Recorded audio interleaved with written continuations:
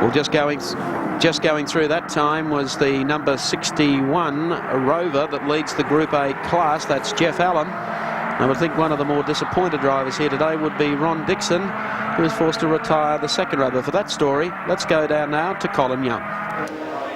Well, Mount Panorama is certainly taking its toll today, and one of the cars that's affected is the British entered Rover team. The Australian connection is Ron Dixon. Ron, you were driving the Rover this morning. What happened?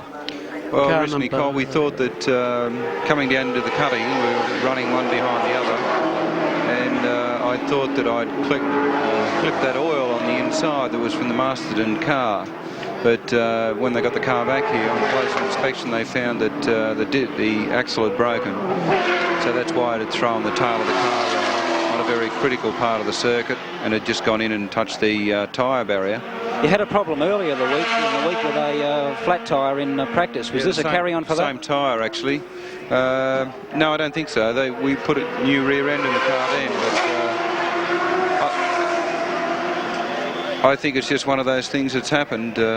But the car's out back circulating now, so we'll catch back up to be second outright in Class A. Well, your other team car, Jeff Allen, is running well. They're leading Group A, so you must be happy with that situation. Sure, we just hope that Mo will be happy, that's all. Okay, that's Ron Dixon from the Rover team. Back on the racetrack, and we have a good scrap going here with Alan Moffat in the number 42 car, tailing George Fury as they come up now to GTX Bend. They might be only separated by one car. Here's Moffat moving up on the inside of Fury. This will be a good scrap. Two small cars with plenty of power across the top of the mountain. And look at Moffat, a beautiful inside manoeuvre here to put the pressure on Fury. Fury responding though. This isn't over yet. Yes, it is. Moffat goes through on the inside. And moves up one more spot. Heading up to the top of the mountain. They'll come down towards Skyline shortly. Moffat in the second of the blue and white RX-7s. Very quickly he's been able to put half a dozen car lengths between himself and the Nissan Bluebird. And so the longer the day goes, the longer Moffat's legs get. The front of that one's had a small touch as well. Action's been fast and furious in the James Hardy 1000 in 1984. Moffat, of course, in this car because his owner's off and closed up for the day at the back of the pits. Out of action with trouble resulting from... he's got his hand out. I'm not quite sure why, but Moffat had the arm up. I really don't think he was signalling to George Fury where to pass, but Fury getting closer going down the straight, and this is an interesting comparison of speed to the RX-7 rotary powered and turbo power. George Fury goes to the outside as they race down to the crest and beneath the bridge. Here he comes. Yes, and Alan Moffat coming into the pit area. This will be a very, very interesting stop for the Moffat team down through the maze. And he has pit row number 1, so he hasn't got that far to go. Watch the quick stop. He's in. Well-drilled pit. A couple of tanks of fuel going in. Clean the windscreen. The tyres are staying on. Beautiful stop, that one. 16.68 seconds. 16.68 seconds. Lightning stop there from Alan Moffat, who comes through the pit area over the humps as though he was trying to set pole time for the Brazilian Grand Prix. So Moffat goes back out of the pits. He is certainly in the hunt for the James Hardy 1000 for 1984. More action to follow when we return to Mount Panorama at Bathurst.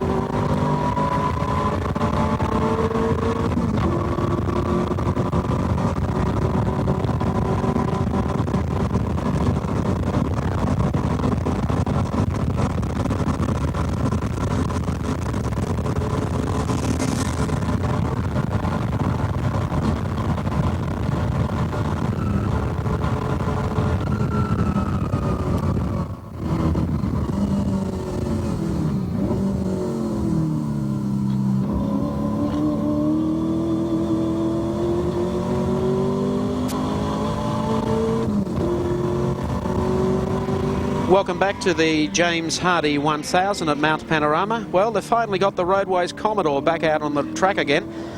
And Steve Harrington, who got involved, whether he was clipped from behind and spun off and crashed into the wall.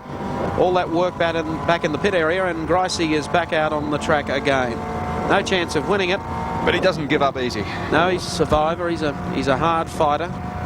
Things don't come easy to Alan Gricey. He's motor racing. He fights for every victory. He's had to drop in another radiator. Some substantial body work was done too, frantically at that. And I think they had problems with the petrol tank at the back as well. Yeah, we had to put another one in, Mike. So how does it feel, Alan, that realisation of all the work at Bathurst here for a week, qualifying well, and then all of a sudden your car doesn't come round the next lap? It's a pretty tough game, this. But there's so much effort and...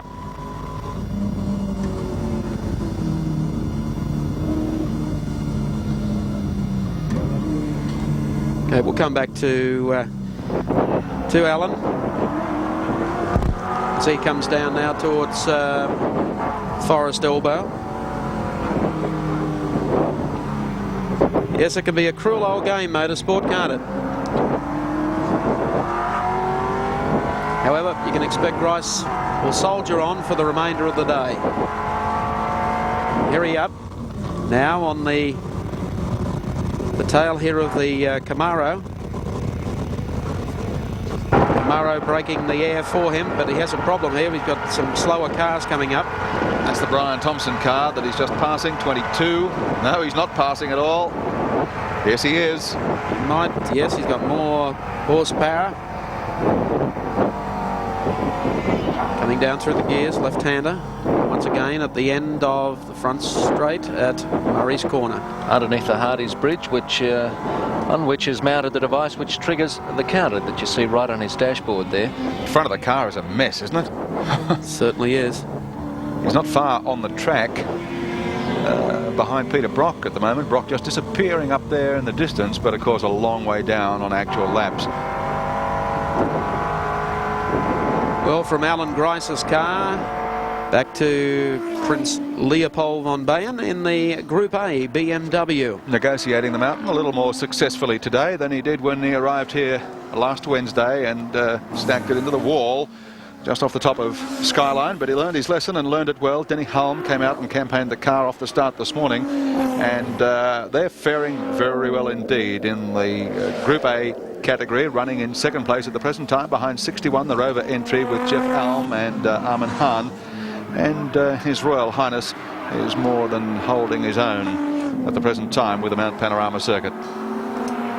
Well, you can expect to see BMW as one of the leading runners in Group A come January 1st, when Group A becomes Australia's national touring car category. So much development overseas. It wouldn't surprise me to see quite a number of internationals here for the major touring car races throughout 1985, and it's all really been made possible because of the category change up to Group A. Be able to identify a little more easily with the cars that you see on television contesting the touring car championships. Only some modifications are allowed,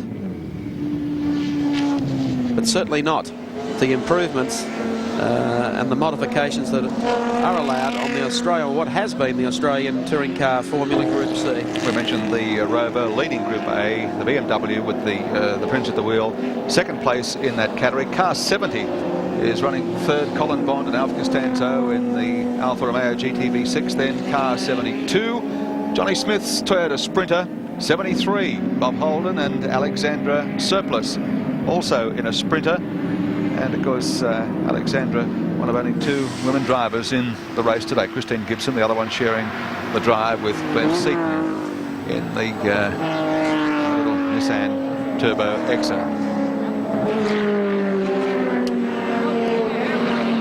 It's Leopold von Bayen making his way up the mountain amidst a gaggle of cars.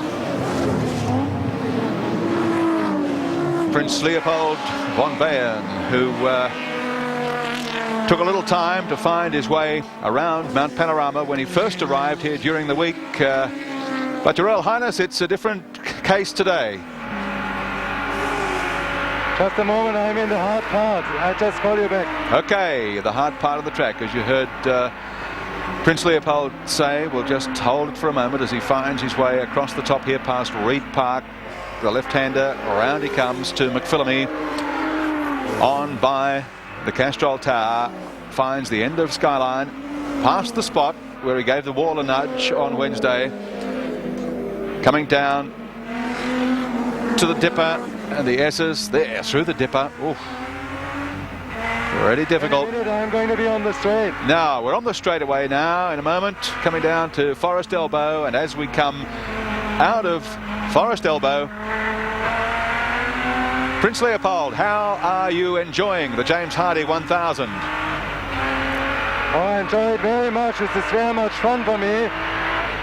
At the moment I'm feeling very happy. The car goes wonderful. We had in the first third we had a trouble with the front wheel, but we changed that and now the car is running beautifully, and I enjoy it. Now I know a little bit more about the track, and I think it's a great track here. This is the first real opportunity for Australian viewers to see Group A cars in action. I think there's going to be a big future for this type of racing in Australia. Would you agree? Certainly I agree, because I think production races are going to be more common. Prince Leopold, when you go back to Europe, what will you be telling other drivers about this race? Because I think the people can identify them much better with this kind of cars. Will you be recommending that other European drivers come here for the James Hardie 1000? Oh, that would be great. You know, I'm going to tell when I'm back in Germany, I'm going to tell them exactly how wonderful it is here. Okay, we'll let you get on again with the difficult part of the circuit. Thank you very much. You're welcome. Prince Leopold von Bayern, and as I said, he's come to grips with it pretty well. I think he's enjoying himself. You'll notice in a moment just what the Australian Group C cars are all about too. Comes out of that corner and he's got a fellow in a red and white car. That usually means trouble.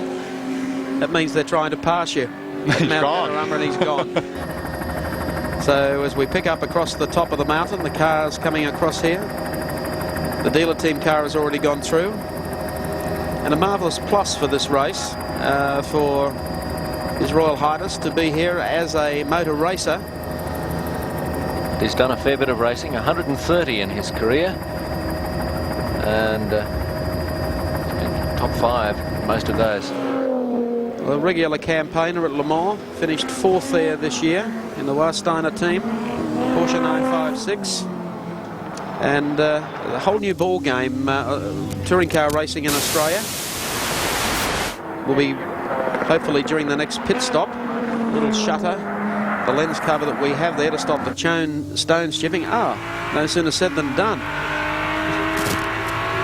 When at first you don't succeed, you just turn the windscreen wiper on with race cam. That clears the road out for you.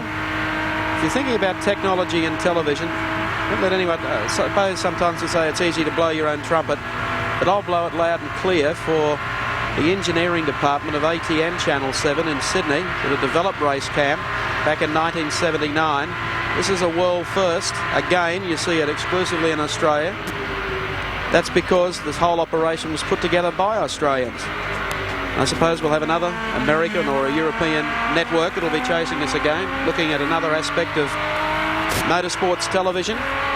When you see it coming in on satellite from some other place in the world, you can remember it came to you and was devised by the crew at Channel 7. So Prince Leopold, following a couple of these Group C cars.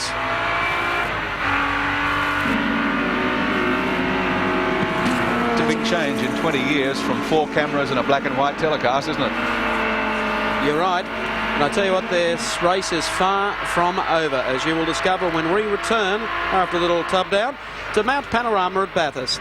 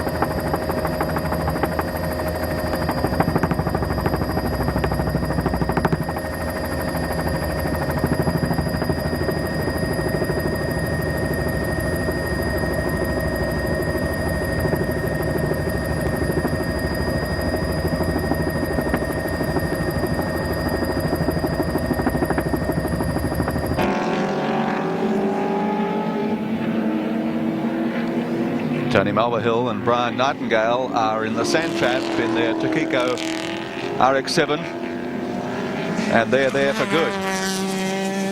Parked, they can go home, put their feet up. Try and spin those tyres, and they just dig themselves a deeper hole. I'm afraid that sand is quite deep, so they're going nowhere. I don't even think a wedge would help you there, Wilco. My game's not that good. Well, what a sad end to the James Hardy 1000. Buried there. Ooh. He's not upset much. You got a big cheer from the crowd. There's one thing that brings you back to earth at Mount Panorama, and that's the Australian race fans. You get out and demonstrate that you're really wild with yourself or your car, they'll bring you back to earth very quickly indeed. They were running well too in 24th place. It's a disappointment. Let's pick up now in car 44, and that's the checkered flag entry. The Ghostbusters, Peter McKay and Graham Moore. As we mentioned earlier in the day, they had a rather unusual launch for their car earlier in the week, and they found themselves a haunted house and some Bloody Marys to drink. They're in 17th position outright, and with 80 laps to go,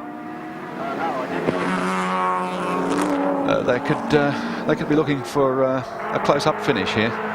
Well, entered, of course, by Checkered Flag magazine. Phil Christensen, one of Australia's top motoring journalists, finds himself in the role as a team proprietor at Mount Panorama, so his car is doing very, very well indeed. Well, the Ghostbusters have been given the go-by there by Brian Thompson in the big thundering Chevy Camaro V8, and with that sort of power and those speeds, it's no wonder that race times have tumbled over the years here at Mount Panorama, and it's quite interesting, in fact, to just take a look at the way they've come down over the years.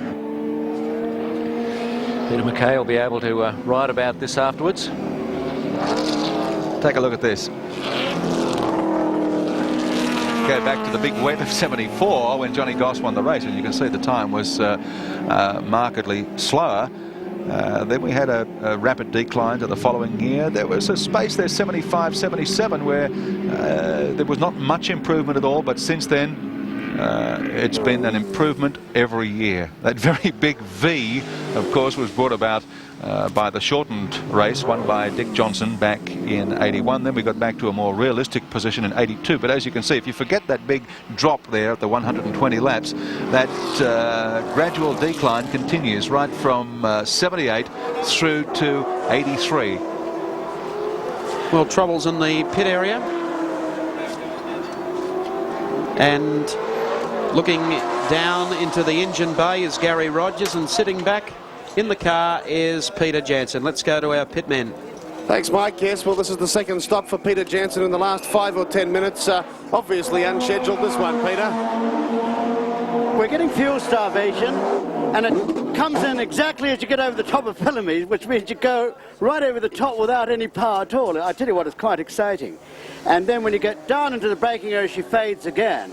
So, I mean, if that keeps up, you know, I'm a lover, not a fighter, and I don't want something to happen. Well, for someone who was in about 10th position just a short time ago, you're taking this all philosophically. Oh, well, let's face it, it's a sport. If you don't look at it that way, you want to go and blow your bloody brains out. What about Walkinshaw? He had his balls blown off right out here when he lost his clutch at the starting grid. At least I've had a bit of a run. OK, Peter, thank you very much. It's back to you, Michael. How do you beat the irrepressible Captain Jansen? Well, a very refreshing attitude in professional sport.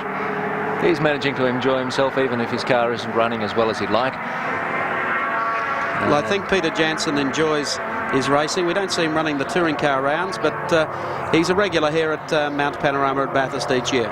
On the track, 05, Peter Brock, dealer team Commodore up front ahead of Dick Johnson in the Falcon, car number 17, and the pair of them have got a lap on the third place getter, and that's George Fury in 15, the Nissan Bluebird, followed by Alan Jones in the Kmart number 8 Commodore, and then Alan Moffat in the second of the Moffat Mazda cars, number 42. Well, that's updating for you our Castrol scoreboard, put together, of course, by Digital Computers Scoring. It would be lost without here today at Mount Panorama. They'll give you a running guide for positions 1 through 5, 6 through 10 in the 1984 Great Race.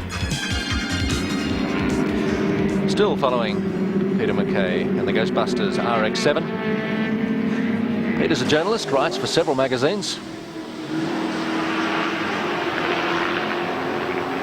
And he's making his way up the mountain now, and one of the Holden dealer team cars right behind him, but not for very long. Certainly the V8 Commodore will shoot past him pretty smartly. Jansen's still in the pits with the bonnet up. That doesn't look good for them, and I think Colin Young is also waiting in the pits for us, and hopefully with Colin we'll have John Shepherd. Thanks, Mike. Well, John Shepherd is with us. John, the garage area at Bathurst is busier than it's been for many years. Well, it tends to happen as time goes by here. The cars do get knocked around fairly badly, and a lot of things happen which blokes don't have any control over, which we've seen all day long. The interesting thing that's starting to develop now is the tactics for what's going to happen for the rest of the race, because we've got Johnson, who's dropping back at the rate of perhaps 2 or 3 seconds a lap, or it's John French that's dropping back, obviously, from Peter Brock. And I just looked across at Dick Johnson a moment ago, and he gave me a bit of an eyebrows up sort of thing, as if what's he going to do about it. But his problem is he can't get back in the car yet, obviously, because he's got his problem with his driving time, so he's got to sit and watch that happen. And probably, as we said, we're going to have a driver change with Brock back to Perkins, so it'll develop as the day goes on. It should be great. John, early in the race, both Peter Brock and Dick Johnson admitted that they may have made a slight error in the selection of tyre compounds. Is this going to turn into a tyre war before we see the checkered flag? I think they've probably settled on their final decision now. Because the track was hotter than they thought it was going to be, they put the harder compound tyre on, which in fact wasn't a good decision, so now they've gone back to the soft compound. But I think they'll both settle on that and just keep on trucking, because the circuit is actually getting very slippery now, and they can do it. It won't knock the soft tyres around so much. So I think you'll find they'll settle on tyres, but the drama will be driver changing and fuel stops and so forth, and that's really where the fun's going to start. Okay, as you can see from John Shepherd, tyres and fuel stops are going to be the important part of this race later on. And news just through that the Cullen Jones Commodore may have some rear brake pad problems. That's it from down in the pits. Back to Mike Raymond. Thank you, Colin, and to John Shepherd. Across the top of the mountain, car number 47. That car's familiar. The photograph of Brian Callahan's Falcon won the Great Race Photographic competition here as well. It did so too. That's right down in the cutting. At the wheel at the moment, a name that would be familiar to many of the oval track racing followers across Australasia, and that's Barry Graham. Second start here at Mount Panorama in the Callahan Pavers entry, car number 47. He's actually been responsible for the preparation of the car. Brian Callahan's been here for a few years, went from the ovals to touring car racing. They enjoy running this particular event. In fact, last year were well and truly on the pace at the middle stages of the race, and they are running 11th on the grid at the moment. So that's very, very respectable placing for them at this stage. They've been as high as 10th. Barry Graham of Sydney at the wheel, coming down under the Capri and almost into the top 10. Well, we'll follow them under the Hardy Bridge and along Pitt Straight, and as we do so, we'll take a break and return for more action at Mount Panorama.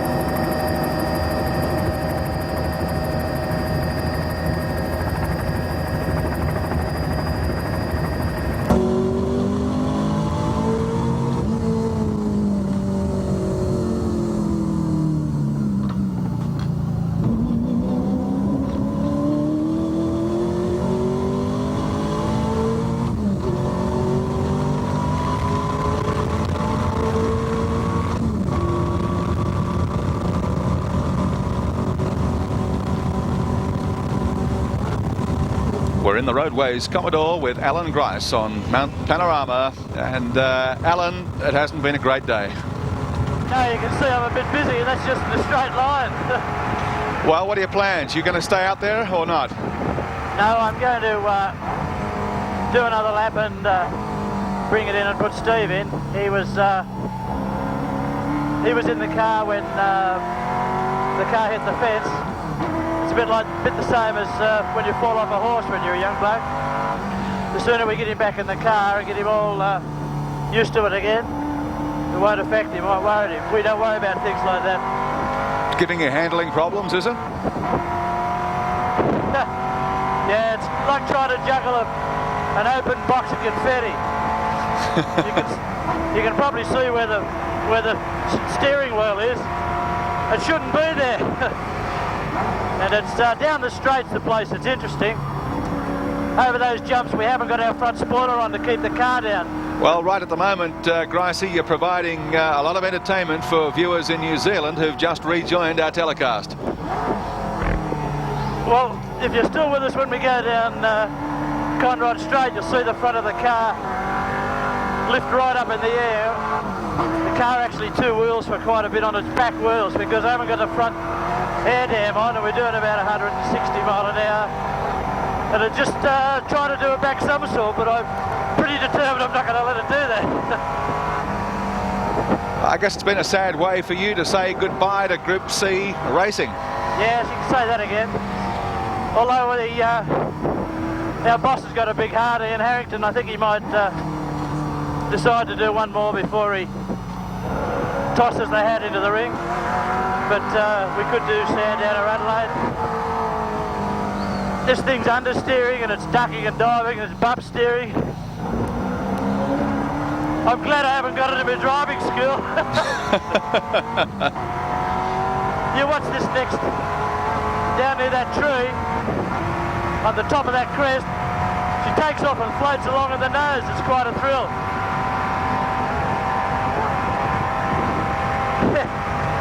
Sure. How'd you like to do that for a living? Here's another one. It's all yours, mate.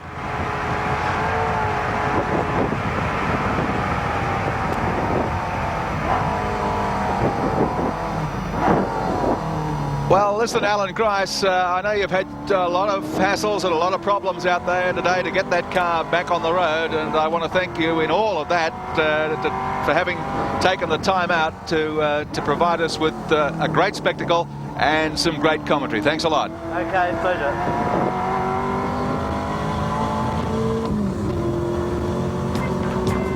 And updating the James Hardy 1000 in hour 4. Some of the highlights.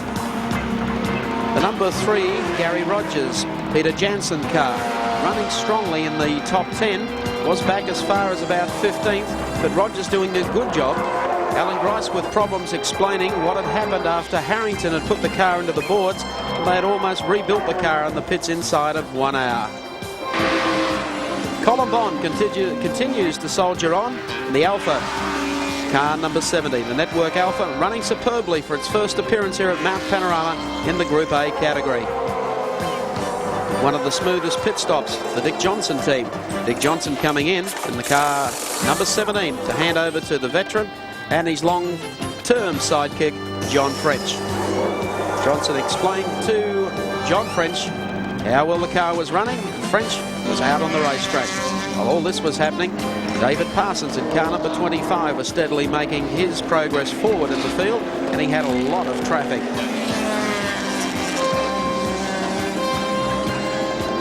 Using wide lines out of the corners while Peter Brock stands by while Larry Perkins juggles on 2 wheels to make it back into the pits in the 05 car and keep their lead. Perkins out, Brock in one of the fastest pit stops of the day, and out 31, 94 seconds. Trouble for Ken Matthews in the 19 car, blown tyre. Trouble also for the Bill O'Brien Everlast Falcon. The biggest problem, would it ever last? Back to the pits. While this was going on, car number 42 with Alan Moffat taking over from Greg Hansford. And the little Victorian is going after his 5th win. A lightning pit stop for Alan Moffat in 42 and back out onto the circuit in under 14 seconds. Count Leopold von Bayen sets motor racing history. He's able to talk to viewers around the world what it feels like to run around Mount Panorama. And if the picture ever gets a little dim, the BMW has its own windscreen washer. Gillard, with problems, slams the door. He's out of the race because he's in the rough, and the captain explains this pit stop shouldn't be taking so long. Perhaps he needs more hired help.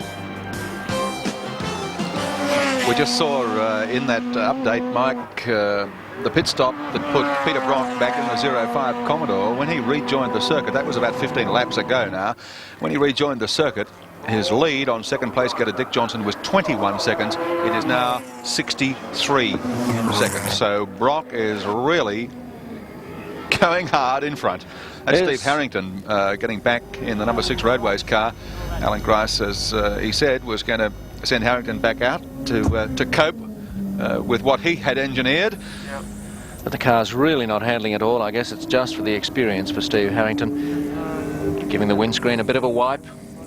And Steve will be so disappointed, but at least he's getting another run, albeit in a car that's handling not well at all. John Harvey standing by, waiting. Making sure those gloves are on nice and firmly. Well, David Parsons has done a great job for the dealer team in his first appearance at Mount Panorama.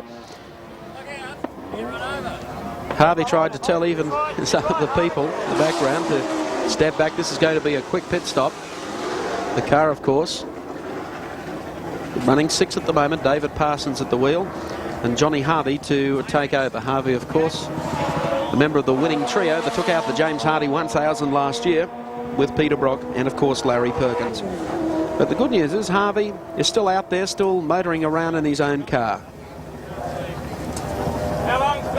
They're trying to give him an indication of how long before Parsons will arrive in the pit area. And we'll be able to indicate that to you very, very quickly, because the car should be on Conrod Straight on its approach to the pit area. Provided they're nice and quick, they should be able to hang on to 6th place, which they have at the moment. And because they have a lap on Barry Lawrence's Commodore. I don't think he's coming in this lap, is he?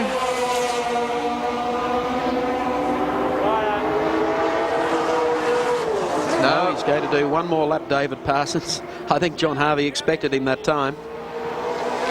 In fact, Parsons has moved up a spot. Maybe that's why he didn't come in. He's a bit busy there. He's just given Alan Jones the slip and moved up another spot on the track. Well, they've been making good forward progress. That's Jones right in behind the dealer team car. So as they head up Mountain Straight towards GTX Bend, we'll follow them. Moffat just ahead of them on the racetrack. This is a good scrap. We're looking at the change of positions for 4th, 5th and 6th.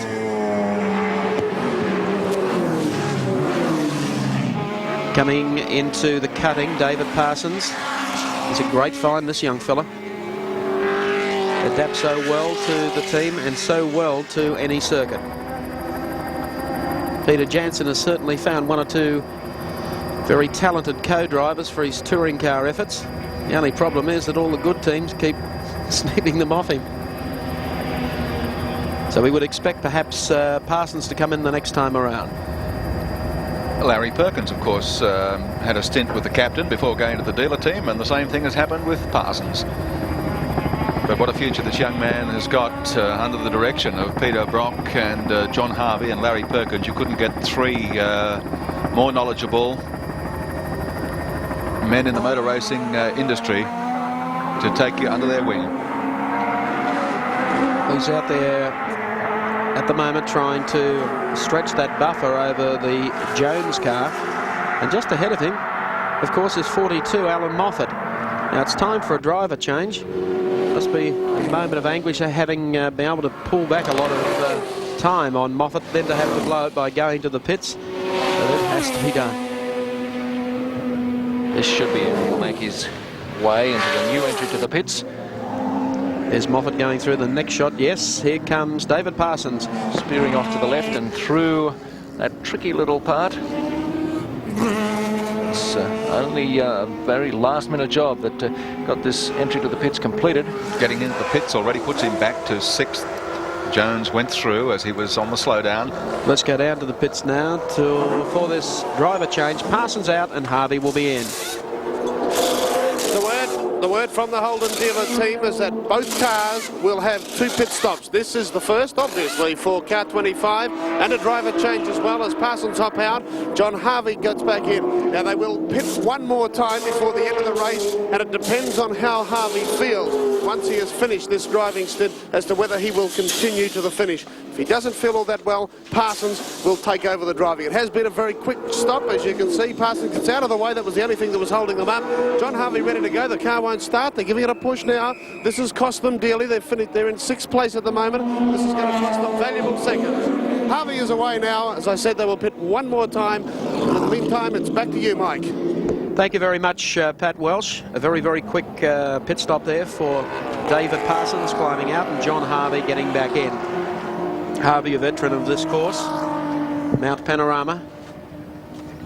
They would have dropped down a spot or two because Parsons had done all the work with Alan Jones, and now Jones and Cullen's V8 Commodore will be 2 spots at least in front of them as they go up to the top of the mountain.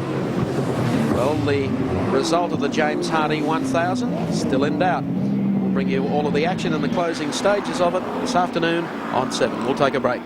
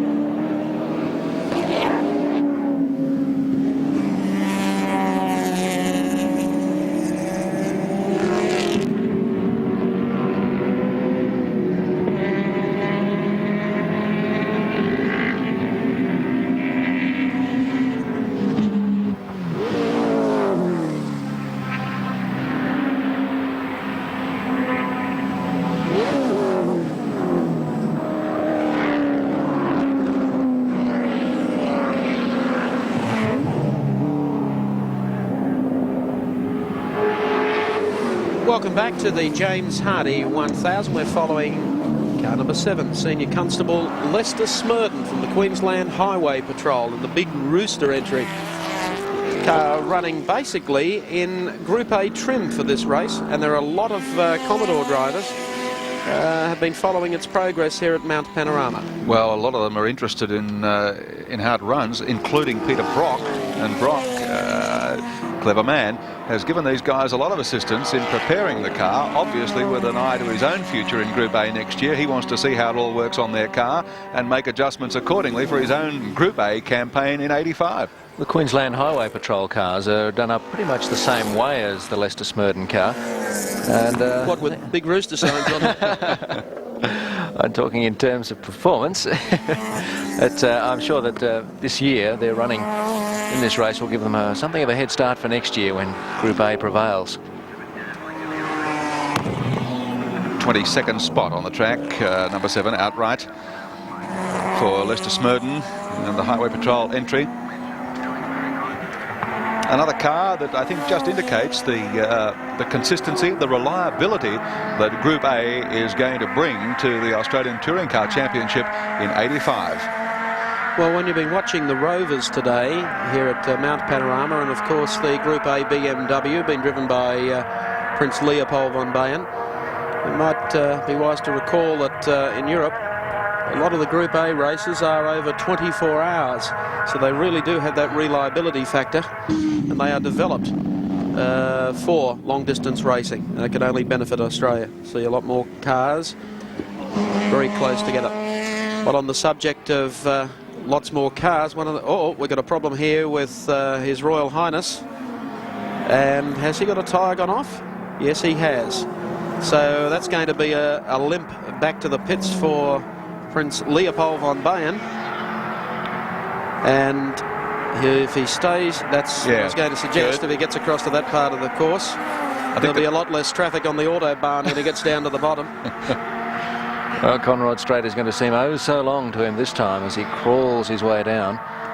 Well, he'll be heading into the pits. Yeah, and I think they might take advantage of this for a driver change and put Denny Hulme back in the car. They could easily do. Well, here's the shot from the Race Cam Mark III in the BMW. Still very steady. He's got a tyre gone off and he's trying to limp back to the pit area as he comes down Conrod Straight. The drive in off there to the right-hand side. And the BMW team will be aware of this now by, that's the Paul Jones Freedom Fence entry, the V8. It's boiling pretty badly down there, so maybe it has run its course. That was running quite reliably too. Yeah, it looks like, I don't know whether it's Paul Jones or Peter Hopwood that was at the wheel. I think it was Peter. Perhaps he's got some water in the boot, he can cool things down a bit. Hoppy, of course, a former Australian sports car champion. Well, here's Prince Leopold coming back in. He's made it, but only just. The team, as all the race teams here at Mount Panorama along Pit Road, tapped into our telecast, so they are following the race. They can follow more of it that way than just with two-way communications to their drivers. They can check out how the opposition's going. So let's go down now to Pat Welsh. I don't think this was far from a scheduled pit stop anyway, but obviously it was forced. There was talk that when the drivers were changed, obviously Denny Hulme is getting in now, but there was talk earlier that Jim Richards, who was out of the Group C race, may well take over the driving duties. That hasn't happened. Denny Hulme is changing with Prince Leopold von Bayern now. It's a fairly quick stop as well. They're taking 3 churns of fuel, about 110 litres roughly, and having trouble again with the left-hand front. Prince strapping in Denny Hulme for his second driving stint today, and hopefully they'd be hopeful here in the BMW team that he can go through till the finish of the race now. He's got a colourful helmet, Prince Leopold. He's obviously a Canterbury supporter. He has. He's picked the right colours to come for Australia, hasn't he, Mike? Yes, not bad. Well, they're carrying out a very, very quick pit stop, and I see Jim Richards over there too, Pat. You can see Jim Richards there, and as I mentioned, Frank Gardner was tossing around the idea of putting Jim in the driver's seat for this final spell. I also mentioned, Mike, that this is not really far away from their scheduled pit stop. Obviously, a lot slower than what they'd planned, and they're having a few trouble strapping Hulme in. I think they've got that just about sorted out now. Richards giving him a little bit of advice, and they should be underway very shortly. The car is running. It hasn't been turned off.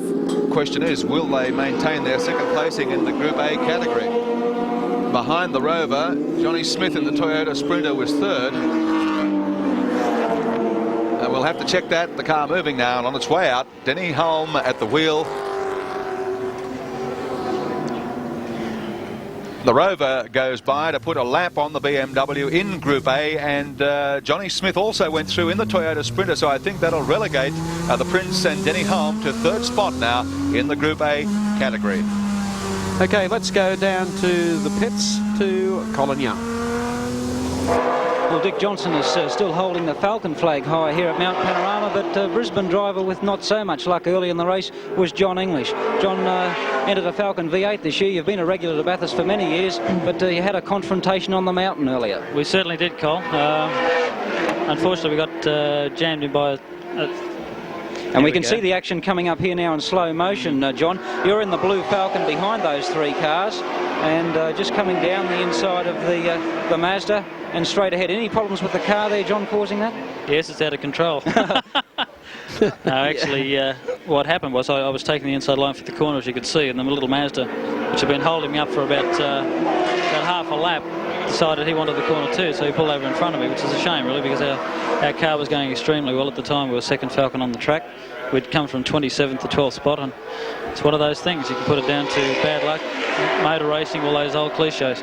Well, you punched a fairly decent hole in the cement wall up there just past Skyline. I have to put a nice little plaque up there remembering it for me. Well, it certainly didn't do much to the front end of the Falcon. Here we see it again. John, what were your thoughts just as this was happening? Can I say it on camera? I don't think you probably can't. No, I must admit it looks much worse than I thought it was, actually. What about the Falcon? Have you had a chance to have a look at it? What's the damage? Look, we were considering trying to get the car going, but quite frankly, the car's stuffed. So we'll endeavour to get it going for Surfers Paradise, which is another round of the endurance series, and hopefully we can go better then. It's a shame for us because the car today, for the first time, has really started cracking well, and we were hoping for good placing, but never mind, maybe next year. Okay, tough break, John, in the Alan Moffat Falcon here at Mount Panorama. Back to Mike Raymond. Thanks, Colin. Thank you, John English, and thank you, Colin Young. Hope he's got shares in ready mix. He's really knocked quite a bit of concrete out of the way. Going to say that was a tongue-in-cheek thing. Was there something going wrong?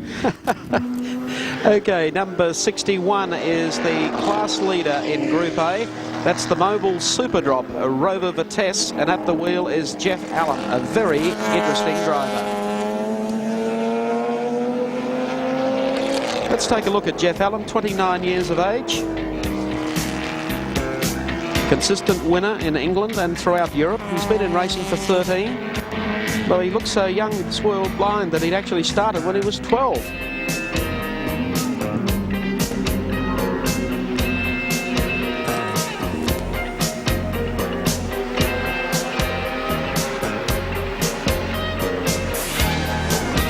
Bit of experience at Le Mans there. Well, he's a fellow who, I think you mentioned earlier, Steve, 2 laps around here on the first day on Wednesday, and he wasn't sporting a suntan when he arrived, but I'll tell you what, he was as white as a sheet when he came in after 2 laps. But he's got to grips with this track, and the Rover is running superbly. We'll follow its progress when we return to Mount Panorama at Bathurst.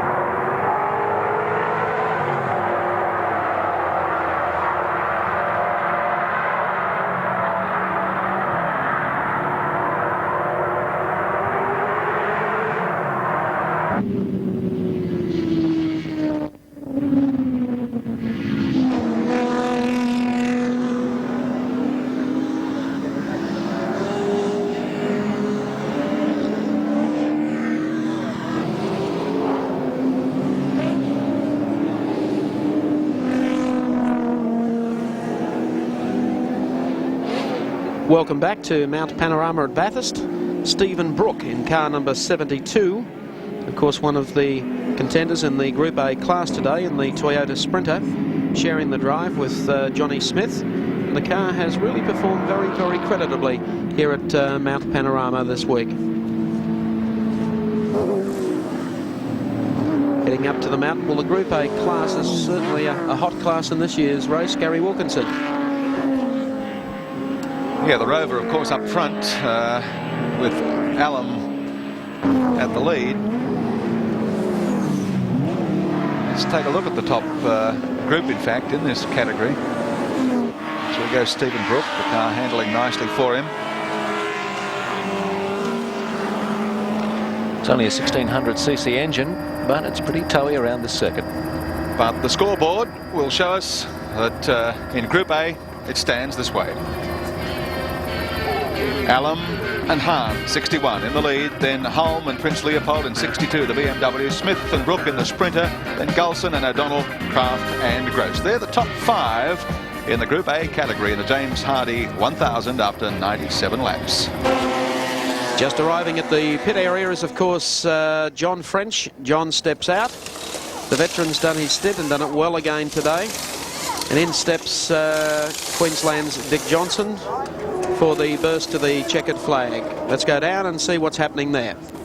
Thanks, Mike. Well, Dick, speaking to him just a couple of seconds ago before this pit stop, he's not absolutely certain that he will drive to the end of the race, although we all know how determined he is. It seems unlikely, unless something goes drastically wrong with the car, that he will hop out of it now. But Johnson, fairly quick pit stop again. He's away, taking over from John French. John French, have you got a second? Conditions fairly hot out there, and it's been a long, hard chase for you. Sorry, Pat, couldn't hear you. It's been a long, hard chase for you, chasing the 05 Commodore. Yes, it was a pretty hard chase. Actually, the hardest part out there is trying to dodge all the slower cars.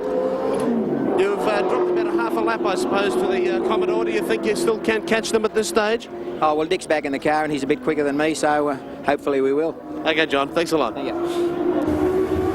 Thank you very much, Pat Welsh. The pit stop time, 36.64 seconds, 36.64 the time to John French to jump out and Johnson to get in and get back in the groove again at Mount Panorama. The steering wheel of Dick Johnson sitting a little straighter than that of Alan Grice.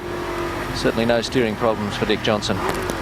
We were checking through the top entries in the Group A category just a moment ago. If you're wondering what happened to car 70, the Alpha GTV6 of Colin Bond, I think Colin Young has an update on that for us. The car has been wheeled in behind the pits for some work. Colin Young, what was that all about? Well, Colin Bond in the Alpha GTV has gone to the back of the pits to, I believe, change an engine in that car. The car had started in position 52 with Alfie Constanzo co-driving with Colin Bond in the Alfa Romeo GTV, but they'd had a lot of problems earlier in the race and had taken the car into the garage area behind the pits. It's been a very busy area here in the pit area during the James Hardy 1000, and the Alpha GTV is certainly not the only car that has had a problem. Well, okay, thanks very much, Colin Young. We'll be back with you in just a moment. Right now, we've got a race cam down Conrod Straight again with Dick Johnson. Bad luck for Colin Bond and Alfie Costanzo. An engine change in the Alpha GTV6 is going to absorb a lot of time and put them out of the running in the Group A category.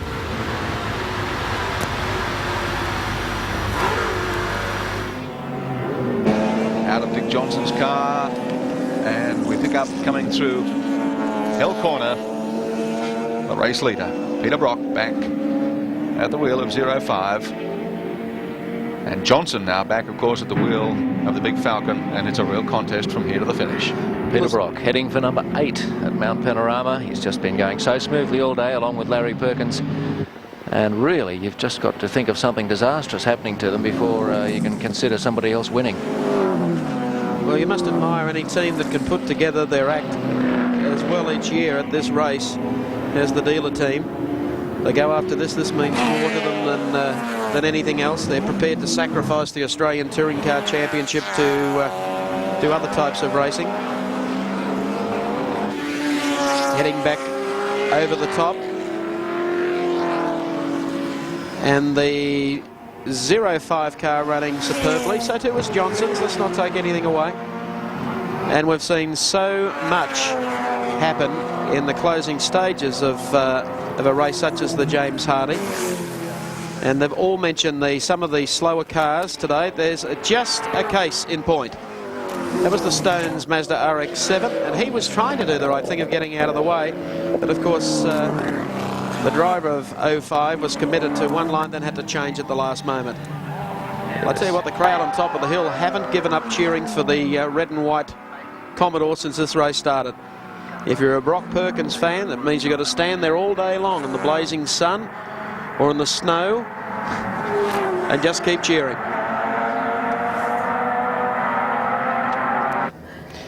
There's the new James Hardy scoreboard that sits atop the tower here, showing the leading group of cars for all the spectators. A marvellous innovation. It's been able to keep all the spectators up to date with what's happening along Pitt Straight, and you can actually see the board from the top of the mountain. The board will tell you that the car in 4th place on the track at the present time is the Kmart entry, Warren Cullen and Alan Jones. Cullen in the car at the moment, and as the race continues, they are looming very large indeed. Alan Jones is in our pit studio now with Colin Young. Thanks very much, Gary. Alan, you're running around earlier in the car, and I believe you're getting back in for another driving stint shortly. Yes, that's right, Colin. I think about 24 laps from now I'll be popping in for my last stint.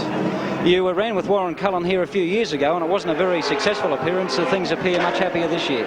I'm about 450% in front of that now, at this point. Alan, earlier this morning we saw that multi-car pile up right at the start of the race, and Alan Moffat claimed that one of the big reasons is that there is not a full, complete warm-up lap here for the James Hardy 1000, which apparently is the trend in international racing. I'd certainly say that's probably a contributing factor. I think to allow the cars to do one single lap and then sit on the grid for half an hour before the start of the race is ridiculous. I think they should do one slow lap behind a pace car or even by themselves, and even maybe give some thought to a rolling start perhaps. Alan, Group A touring car racing comes to Australia next year. What are your thoughts on that class? Well, I think it'll be terrific. I think we'll see a lot of manufacturer participation.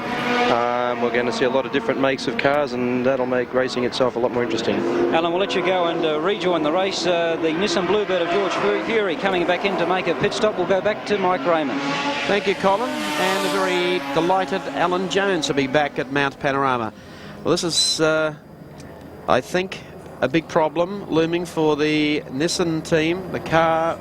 Nobody seems in too much of a hurry. No, the car was limping down Conrod Straight. They should be in a hurry. The car was in 3rd place. It must be something serious for them to take their time like this when they were running so close to the leaders. Okay, let's cross down to Pat Welsh and find out exactly what's going on with the Nissan team. This is not a scheduled pit stop, Mike. They swapped... Gary Scott jumped out of the car only about 10 or 15 minutes ago, so George hasn't been in it all that long. They're very busy at the moment. They're working on the rear of the car. They haven't bothered to change tyres. They changed the right-hand tyre, right-hand rear tyre, and that's all. But Fury looks totally unconcerned. He's getting a push at the moment.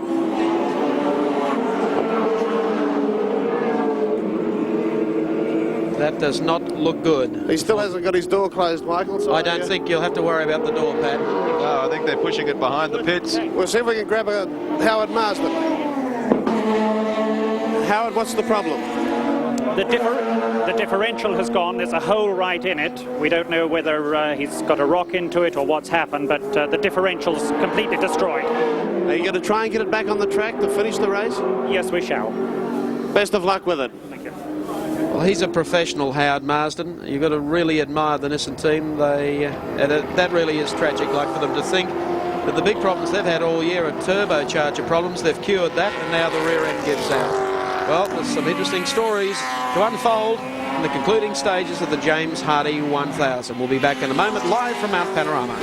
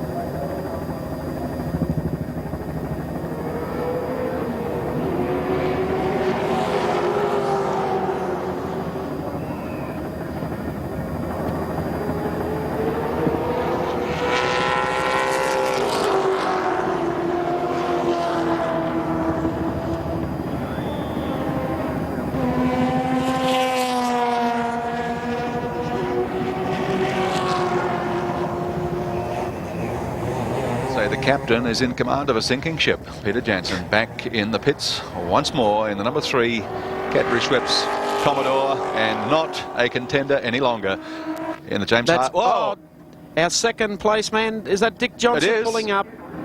Where is that coming out of? It's coming out of the cutting, and Johnson has come to a stop up there. Oh, this is tragic news for the Queenslander who's been running so strongly and has just really affected the pit stop. Somebody, I've heard a report out of fuel. That can't be right. He was in the pits not so long back. Well, we'll try and get a report from Dick Johnson himself. We'll wait for that to come through. So big troubles for Dick Johnson and the number 17 crew. And there, his wife Jill in the pits, trying to establish clear communication with Dick to find out just what it is. Well, he's not going anywhere. I don't think we'll worry about the dialogue, please, out of Dick Johnson. I would think that he has a problem, and you might be right, he might have a fuel problem up there. Yeah, he's not out of fuel. I think he's got a fuel line blockage, more like it. I think maybe let's try and find out if we can from Dick himself, perhaps. Dick Johnson, Gary Wilkinson. Dick, can you hear us? Yeah, mate, I can hear you. What's the problem? Oh, some goddamn thing in the tank, I don't know. What, you got a fuel blockage? Oh, it's not a blockage, mate, it just won't pick it up. Mate, you got a problem when it won't pick up a full tank. Dick, this is desperate bad luck for you. Yeah, you're not wrong. Jill, I can see the look of disappointment on her face down in the pit. I think it's one more of anger. Dick, you know, it's very hard to come up with the right words to say at a time like this. I know how desolate you must feel, because it's called the Great Race, and I know that's exactly what you planned to make it today. You're just stuck there now. What the hell can you do? Just wait for a truck to pick me up. Damn it.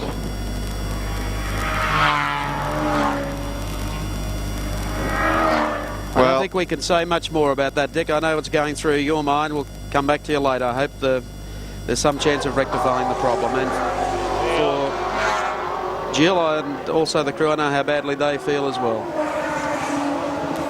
However, that's the situation. As you can see, Dick Johnson second on the road after a pit stop and has a problem with the fuel pickup in the Falcon. And that's all he can do, is just sit there and wait for the truck to pick him up and bring him back into the pit area. And suddenly the top end of the race has changed dramatically, with George Fury disappearing as well as Dick Johnson. We're following the leader still, and that Commodore.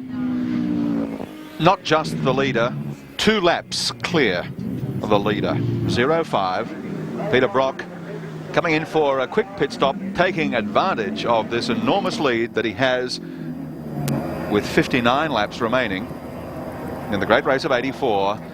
Now, I wonder whether or not he might give Larry Perkins another stint in the car. Yes, he will. Let's go down for our pitman, Pat Welsh. That's right, Mike. Larry Perkins' turn to have a shot. I think he'll be in for about 25 laps if their plans go according to what I was told just a few minutes ago. Peter Brock will have a break, but as you said just a short time ago, they haven't. They've got a 2-lap break on the field now, so they can virtually relax, I suppose, although Peter Brock won't agree with that. We'll try and get a word with him. As again, the Holden dealer team pull off a lightning fast pit stop. They've been doing this all day. You can see just how professional they are. Thanks, Pat. And professional's the right word. Out goes Larry Perkins, and back to Pat with Peter Brock. Peter, you're probably aware now that both Fury and Johnson are out. You've got a 2-lap break on the field. I didn't know what gap I was just about to walk and find out, but I saw Dick's car parked in the cutting. You know, very sad, really, because he's put up a tremendous fight today. But I suppose you'll relax at all, though, with that good buffer? No, not at all. No, now we've got to just drive accurately and smoothly, and you know, I've had buffers here before and had things go wrong and nursed it to the finish and it said nothing, you know. The plan is for you to join the car again in about 25 laps time, is that right? That's right. Yeah, now we've got a buffer. We let Larry have a bit of a drive, and we're quite, you know, able to change our tactics a little now back to playing a bit of percentage. We haven't been playing a percentage gun really until now. We've been going for it. Absolutely no problems at all out there? No, she's going like a rocket. Okay, Peter, thanks a lot. Okay. Well, Peter should be back in the car in about an hour's time, we think, if 25 laps is Larry Perkins' stint in the 05 Commodore. And there it goes, past the sad side of Dick Johnson's car, parked in the cutting. Alrighty, might be time now to brief you with the number of retirements. Let's see who's pulled out and the reasons for it.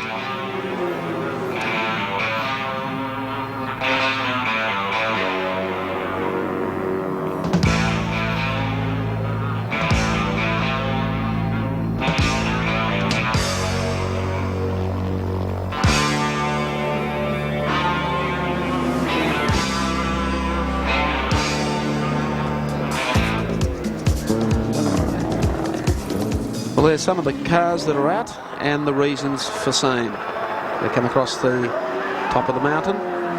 Number 05, that's the dealer team Commodore, and Larry Perkins at the wheel. Everything running ever so smoothly for them this year. The James Hardy 1000 at Bathurst. Leading at this stage from the Warren Cullen, Alan Jones, Coles Kmart entry. So it might be an idea now to check out the complete run-through on the Castrol scoreboard.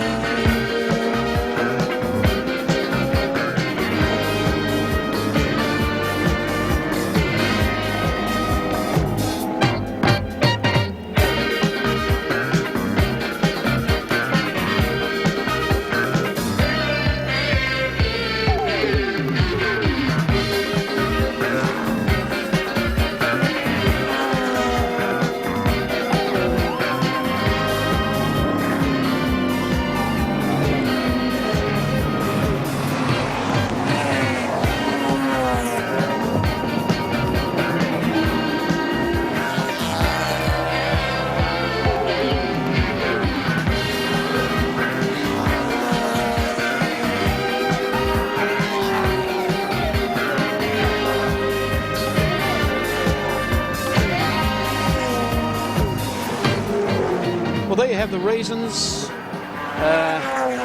We've given you the reasons why some of the cars are out, and now you have a complete rundown on the field in the James Hardy 1000. In car number 05, coming across the top of Mount Panorama, Larry Perkins, in amongst a lot of heavy traffic though. A lot of slower cars. You can see the speed difference.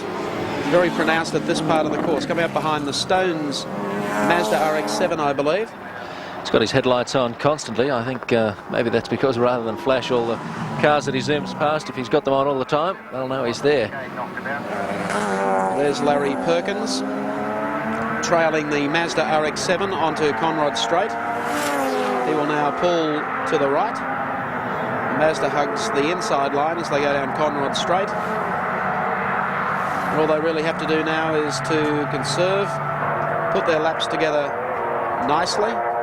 They don't require anything, the times they were setting earlier this morning. Make sure at all times to nurse the car. So at this stage, it's Larry Perkins in the 05 Commodore leading from Warren Cullen and Alan Jones and Alan Moffat and Greg Hansford. That's the top three in the James Hardy 1000. More action to follow when we return to Mount Panorama.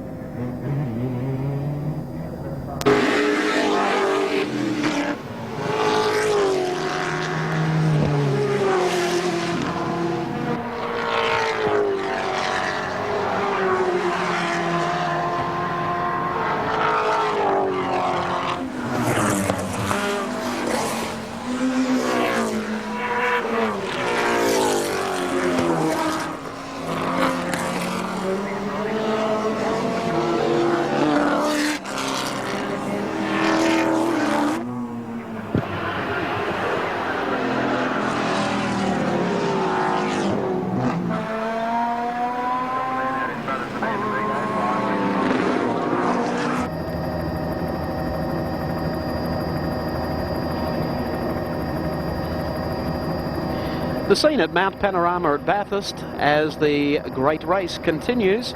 Nothing certain about the result of this event, though as you all know, the Peter Brock has won it 7 times and bidding for win number 8 today. However, so much has gone wrong with so many of the competitors. Some of the fancied teams are out. One driver and one team that has been making a bold showing here this year is the Warren Cullen Kmart squad of 2 cars. They have Ron Harrop and Andrew Harris, and one that has already been retired. This is their lead car, number 8. Being driven at the moment by Warren Cullen, and will be driven fairly shortly in another driving stint by Alan Jones. And I think at this stage Warren Cullen would be very, very happy indeed, up to second behind Peter Brock and Larry Perkins, and still ahead of the Mazda RX-7 driven by Alan Moffat and Greg Hansford. The high attrition rate in this race has suddenly lifted people who were seemingly well down the list into high positions. And the Cullen Commodore is, I guess it's one of those. It was hovering around the 7th, 8th, 9th and 10th position, and suddenly it's up there in 2nd position. And if there's even just a hiccup from the Brock Commodore, they'll be right in there. So too will the Moffat Mazda, I think. Warren Cullen makes interesting reading. He's been around motor racing for a number of years. He's always gone first class with his motor racing programs. That is to be admired. Here's some of the information about Warren Cullen, who's 36 years of age and comes from Victoria. Likes the water sports. 7 starts at Mount Panorama previously. Began racing a decade ago. Winner of the 577th, 4th at the Australian Touring Car Championship round in Adelaide, and in 82 and 84.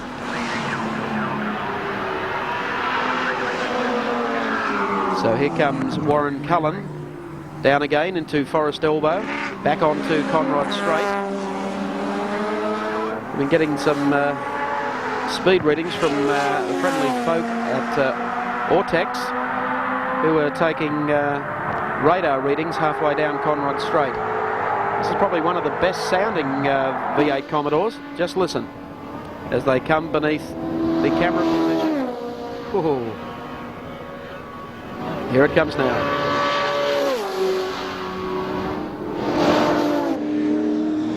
Cullen and Jones car, 264 kilometres an hour down Conrod Straight, and that is really moving.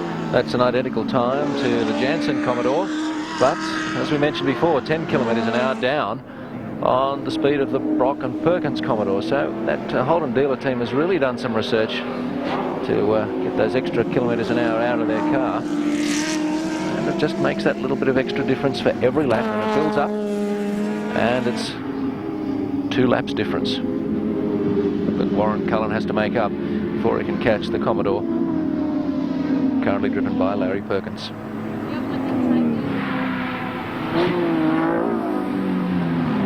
Up Mountain Straight comes Warren Cullen. Likes the outdoor life, snow and water skiing, bit of fishing. And after this race, I'm sure he'll feel like he needs a holiday, and that wouldn't be a bad way to spend it. Well, there's still a lot of activity in the pit area. Let's go back down there to Pat Welsh.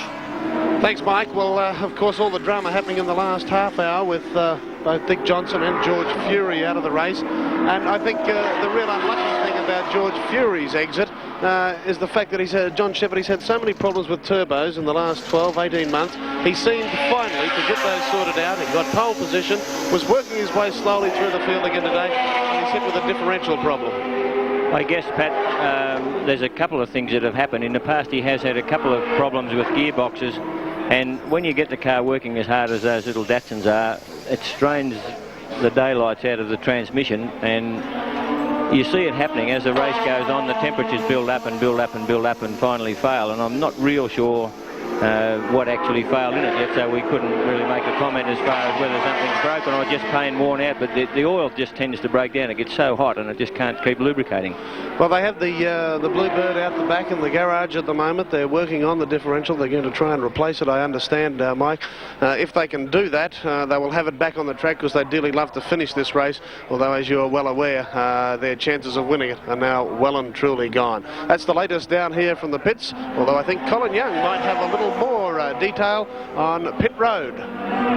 Thank you, Pat. Welsh car 63, the Audi driven by Chris Hire, has been in the pits, and the pit crew have just done a lightning muffler change on this car. They had a problem underneath the car with the muffler, but the crews had it up on the jacks, and a new muffler. Chris Hire's back in the car. The crew are pushing it out to start it now, and the Audi 5+5 of Chris Hire and Jerry Murphy back in the race. Back to Mike Raymond. Thank you, Colin. Picking up the cars coming over the top of the mountain. Coming through now is the John Sands entry. Rusty French and Jeff Russell driving the car, and they have made steady progress up into the top 10. They were down around about 18th spot. Keeping in mind that same colours last year, Bob Morris did such a heck of a job in the John Sands entry. Rusty French, of course, drove this year, like so many of the top Australian touring car drivers at Le Mans, and acquitted himself very, very well indeed. We have the John Sands Commodore V8 heading down Conrod Straight, and Jeff Russell getting the run in the car. David Selden was listed to be the co-driver, but Russell has got the co-driver's role for today's race, and they are doing very, very comfortably indeed. It's been a curious sort of day when you consider the big names have had big problems, and now with entering the later stages of the race, we're finding that the teams that have just been taking it slow and steady and thinking more about reliability than really quick times, they're starting to move into prominence, and this is a case in point. Rusty French's car now into 9th position, and it's only going to take another couple of laps as sensational as the ones we saw a little while ago when 2 or 3 of the leaders dropped out for Rusty French to be in the top 5. Well, there are very few teams who can come to Mount Panorama and make their plans towards reliability and to just stay in there, run at a selected pace all day,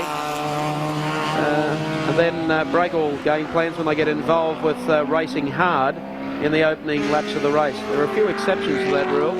Peter Brock, Dick Johnson, Alan Moffat, all of the high-budget teams. But you can see that even the smallest things can go wrong. I mean, who would have allowed for the fact the fuel pickup on the Dick Johnson car coming into play when they had virtually a very, very safe second sewn up in this race.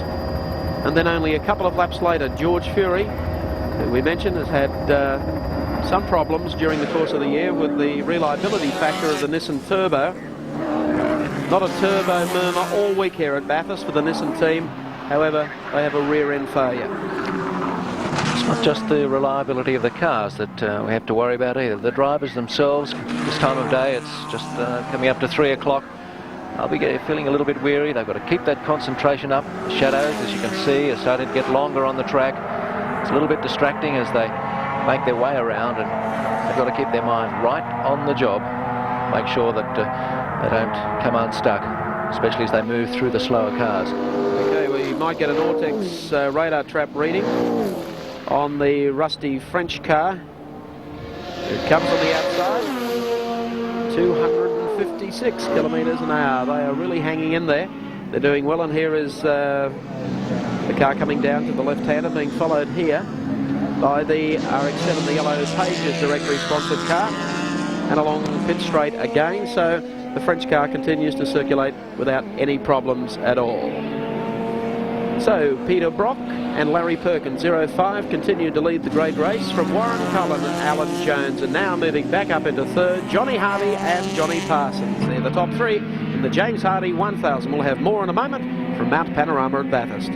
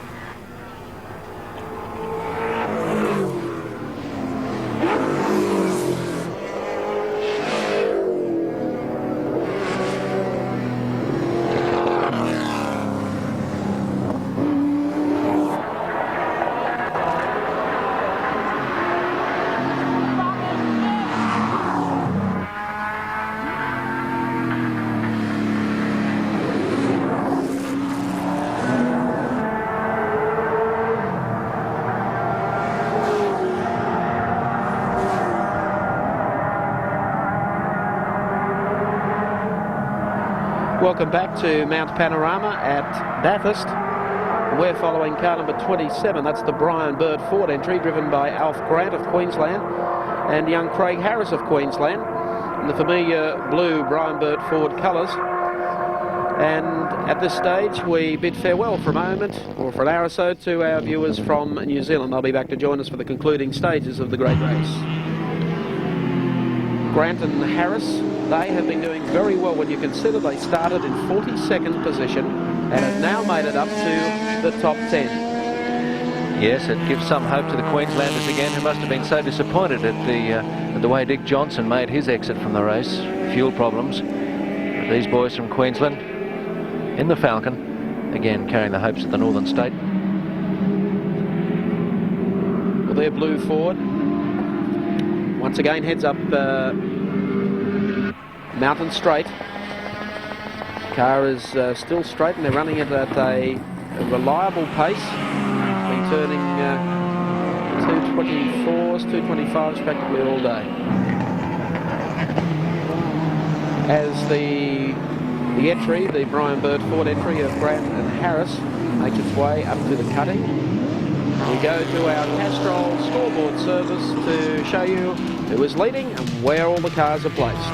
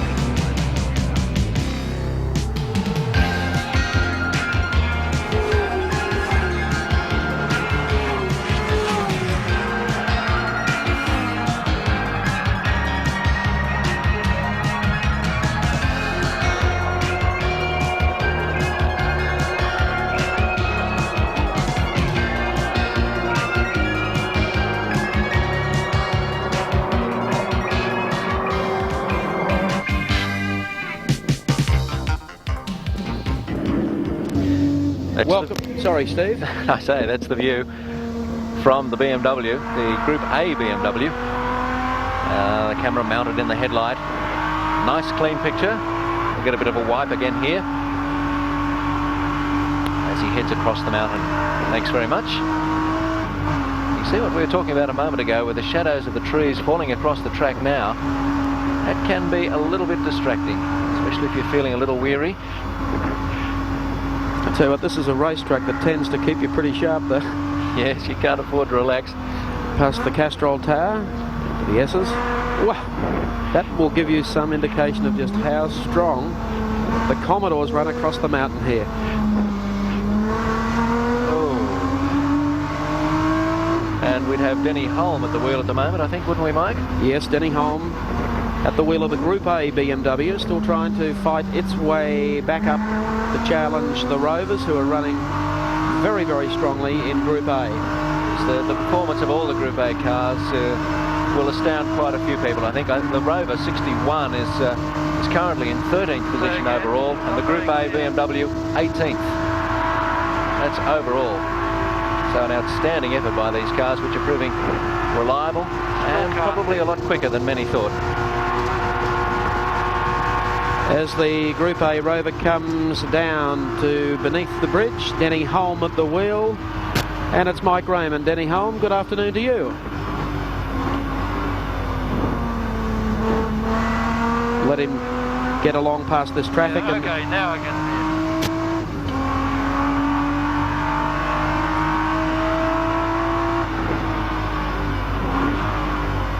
can. Just wait till Denny gets out of this corner and heads up Mountain Straight.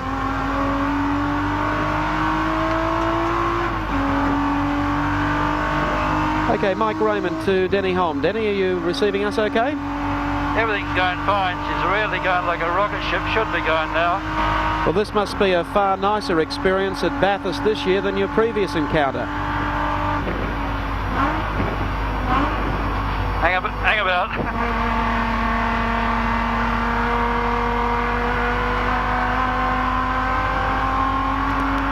Sorry, the reception's not very good. That's okay. The pictures are beautiful, Denny.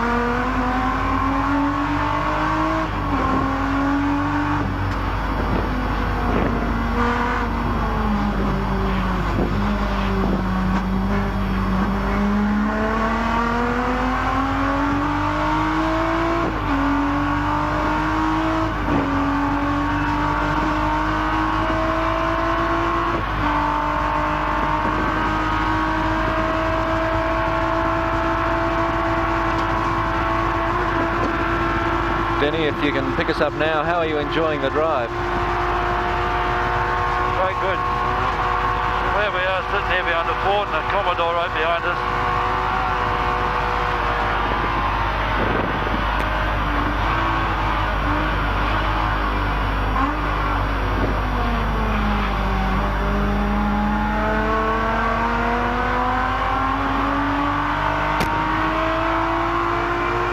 I think we might let Denny continue, but we'll take the pictures for a lap because he is having a great scrap here.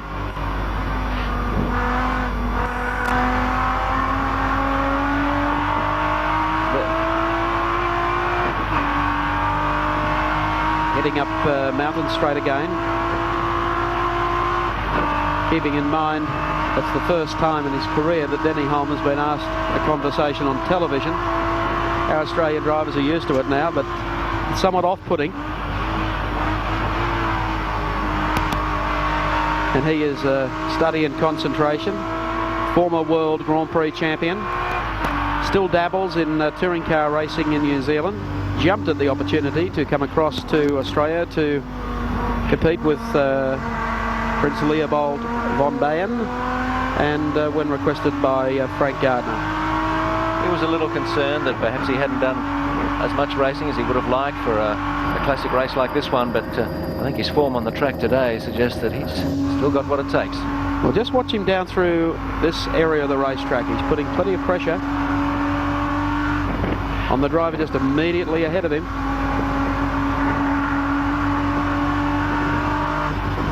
This is the high audio entry. And watch the nice clean lines left and right. Oh, a nice shot of the flames from the exhaust.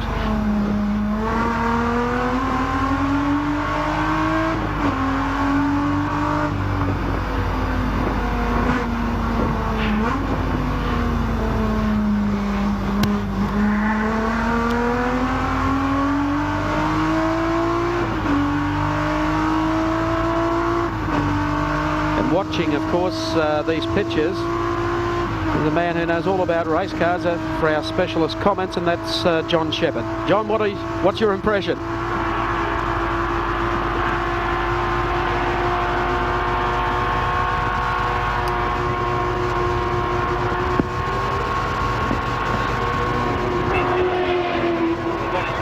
I think John Shepherd is with us now. Coming down to... How close is that? That's the John Sands entry.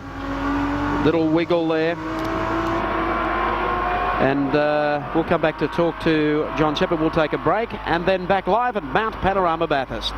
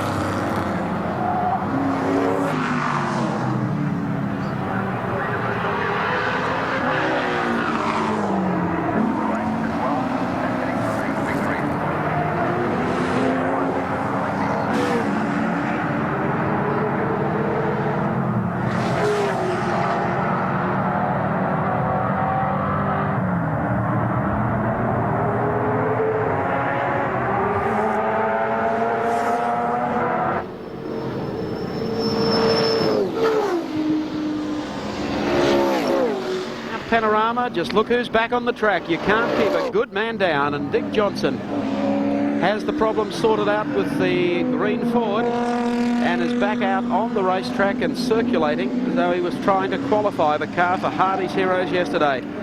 He's got ground to make up, but he's still in the top 10.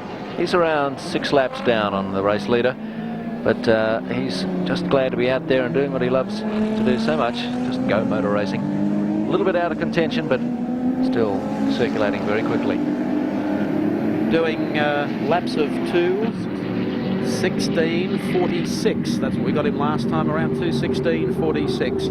Maybe time to update the James Hardy 1000.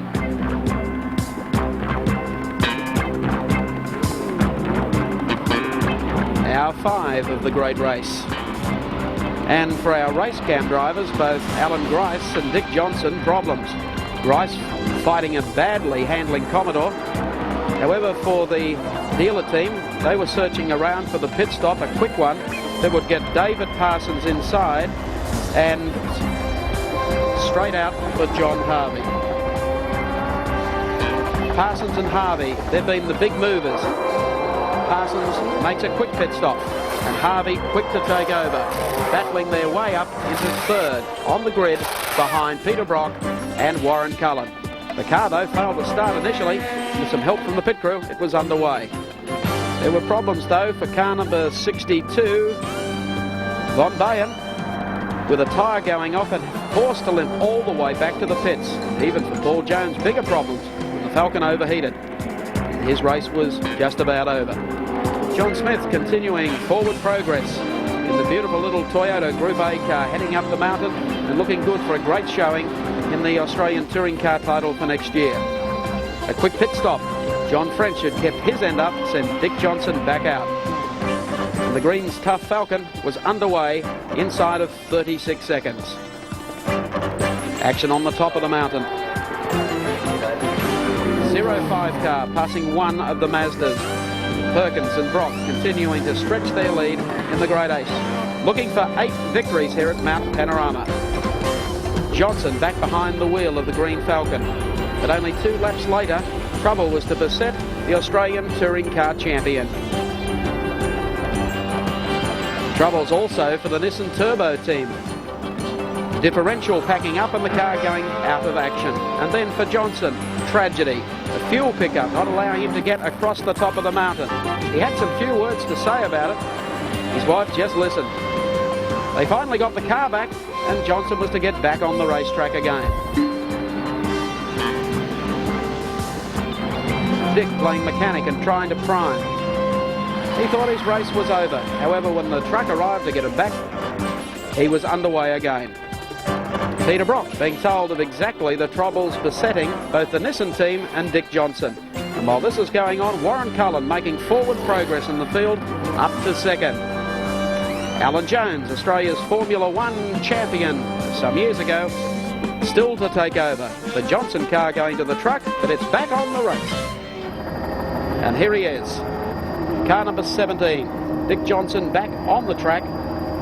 And at this stage, running back in about 7th in the field. Let's go to the pits and to Gary Wilkinson. Mike Raymond, thank you very much. And 2 special guests and very keen observers with us here in our pit studio at Mount Panorama. The Australian and New South Wales ministers, plural, for sport, John Brown and Michael Cleary. Gentlemen, welcome. It's a bit noisy and a bit hectic, but I think you would have had an interesting day so far. Well named the great race, Gary. It is, isn't it? Yes. I don't know whether you are at heart a motor racing fan, but I think this might help convert you. Oh, I'm a sports nut. What's the difference? This is just another manifestation of Australians at fun. Michael, enjoying it? Yeah, well, I'm an old nut from the old Speedway days at the showground. I remember. When I used to sell the soft drinks for Modesto, so, you know, I'm enjoying it. This is the first time I've been to Bathurst, but it's an incredible scene and it's a great spectacle, and it's an international flavour that's doing a great deal for Australia.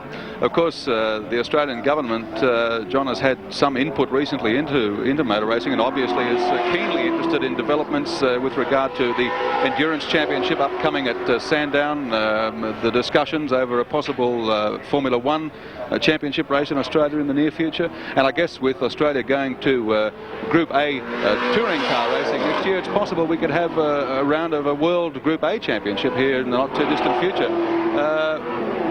Some of the tracks are going to be putting the bite on you for some upgrading. They're already doing it. Would you believe it's happened here today already? Is that right? Well, we're going to go to Dick Johnson's car, number 17, the big Queensland Falcon now. Dick's had his problems today, some fuel trouble going up to the top of the mountain just a short time ago has cost him valuable laps. As you can see, the race cam is putting out great pictures for us. Dick obviously a little disconsolate at having dropped about 4 or 5 laps in that incident. We're going to establish contact with Dick Johnson. Dick, Gary Wilkinson from the pits, can you hear me? Yeah, sure can, Gary.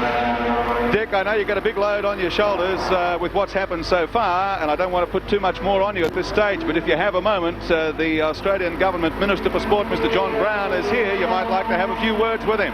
Sure, mate, not a problem. How are you, Dick?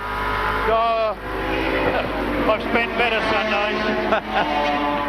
I know what it's like. I've run out of petrol on many occasions. But you're a great battler. It's good to see you out there. It's not unlike the reputation that Dick Johnson has for being the great battler of the motor racing sport. Well, I suppose, you know, everyone says that's motor racing, but as far as I'm concerned, it's a flaw in what has been probably a faultless preparation, because I'm not sure what broke on the car, but whatever it was really made me annoyed. Well, you're still out there and you're still with it. Lost a few laps, but you're still there, boy. Yeah, I tell you what, mate, we've just broken a blooming axle, would you believe? Thank you. Mate, it never rains, it bloody well pours. Everything in your favour's against you. Oh, mate, I don't believe this. I think I should have stayed in bed. What'll I do, call you an RMA for you or something, or what? Oh, you might as well ready to talk to me, mate. I've got nothing else to do. Yeah, more disappointment for Dick Johnson, and we've lost our race cam picture there, but it really has been a dreadful day for him. But as you say, he is such a battler and such a trier, and I think that's one of the great things in Dick Johnson that's representative, I think, of most Australian sporting champions. Well, I think it's made him a great favourite with sports fans all over Australia, Gary, when we can all recall what happened here last year, and various other things have happened to Dick along the way when he's seen to have races won and something's gone wrong. But yeah, I think it's pretty typical of Australian sportsmen or women that that's the way we battle on. Michael, I saw an interview with you the other day, in fact, on Channel 7 in Sydney about new developments and new money into sport and assistance in New South Wales. You must be pretty proud of that development too.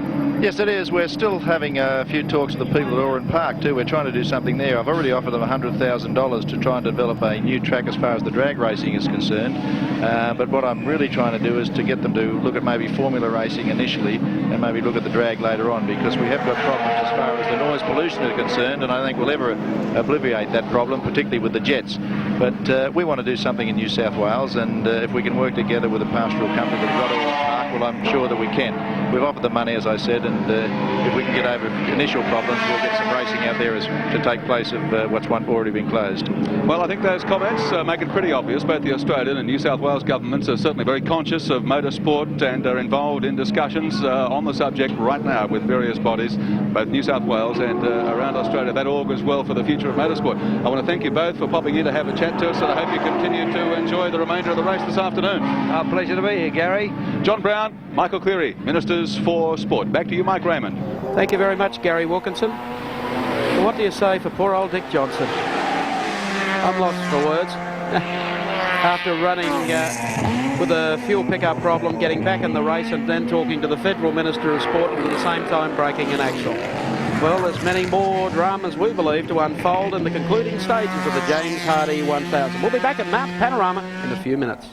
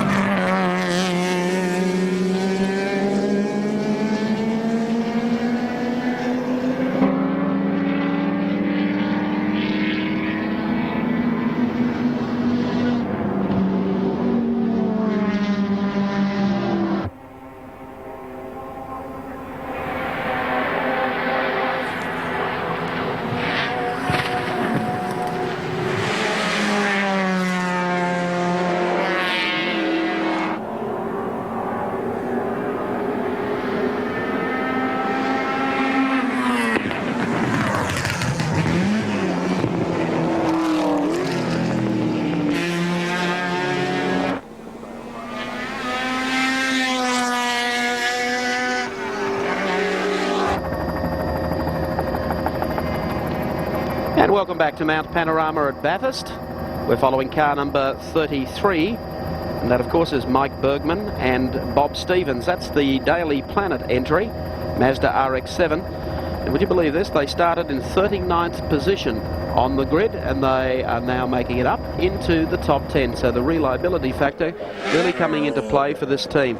And it's good to see a team of battlers, car prepared by Bob Stevens, who is one of the moving forces within the Australian Racing Drivers Club, and also Mike Bergman, his co-driver, also very much involved with the running of the ARDC, the club, of course, that promotes the Amaroo Park Raceway in Sydney and the James Hardie 1000 at Mount Panorama.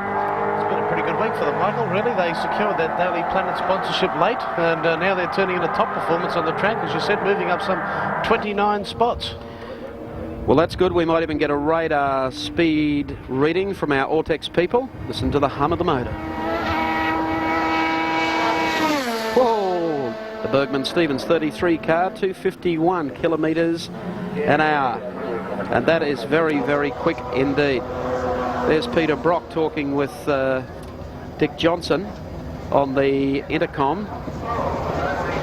Big smile on his face too, I suppose. It'd be an ironical smile, because as much as he loves to compete against Dickie, he'd be quite relieved to have him out of the race and not hammering on his tail as he has been right throughout the day here at Mount Panorama. You know, there's one thing you've got to say about some of these motor races, the sportsmen. They can climb out of a car. Their whole year has been built up to this one race. Now, Dick's won the Australian Touring Car Championship, and he did that by travelling all over Australia to all the championship rounds. But he really wants to win this race more than most. But then a year of work goes down the drain. He's conducting an interview, shrugs it off, goes away.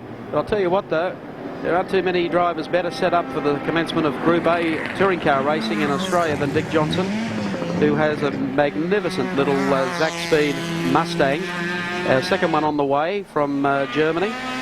And he will drive those cars in the touring car title next year. And then hopefully towards the end of the year, they're looking at having a Group A Ford Falcon turbocharged ready.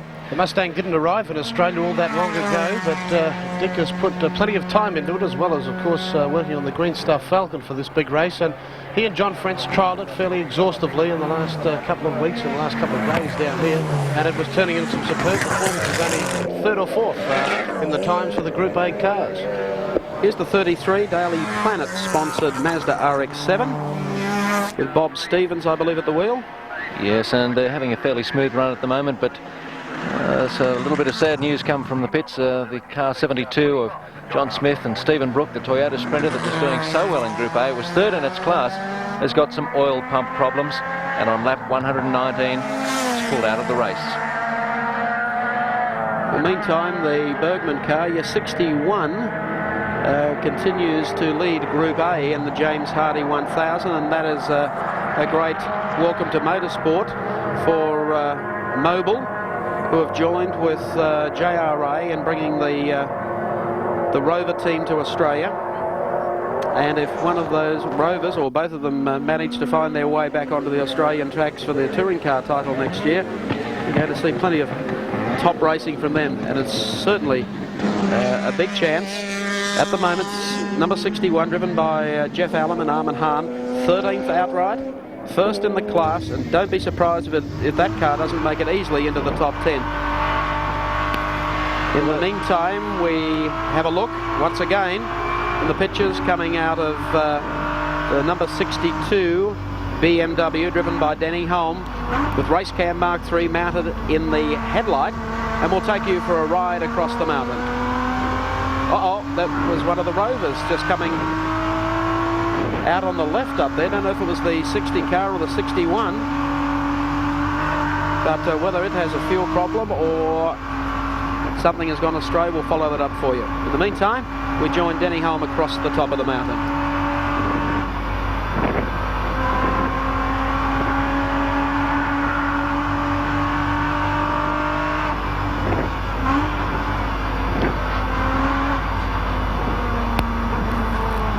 A little bit of a wash there across the front of the camera so that we get a nice clean picture.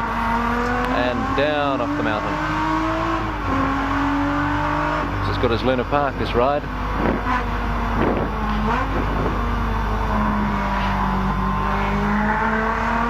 Forest Elbow and down now onto Conrod Straight.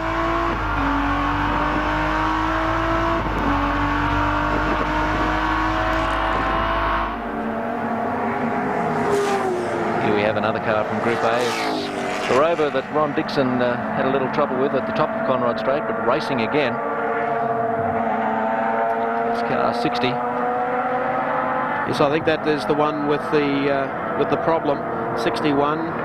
Jeff Allen has already gone through. Car still circulating nicely. In the meantime, the number 60, the second of the two mobile Super Drop Rover Vitesses. See if it goes to the pits. No, he's probably just had a moment. They've got the front taped up after that off-track excursion, coming down into Forest Elbow. So doesn't it look good for Group A racing next year? Look at the mixture in the top four in Group A at the moment: a Rover, BMW, an Alpha, and a Mustang. So certainly no one car dominating, and it should be really great stuff for 1985. I agree with you there, Pat. I think we're going to find Peter Brock certainly hasn't announced his full plans for Group A, but he'll be back. He'll be driving a Commodore. There's no doubt about that. And it will be competitive. I suppose the big interest too, Mike, is what's going to happen to Alan Moffat in Group A next year. Yes, there's a lot of speculation about Alan Moffat at the moment, of course, in this particular race. He's fourth on the racetrack behind Peter Brock. Car number 8, which of course is Warren Cullen and Alan Jones, John Harvey and David Parsons in the second of the dealer team Commodores, and then Alan Moffat and Greg Hansford. His final plans haven't been announced. A lot of the teams are playing very, very close to their chest. They're not opening up too much before January. Here it comes across the top of the mountain. Still sounding very, very sweet indeed.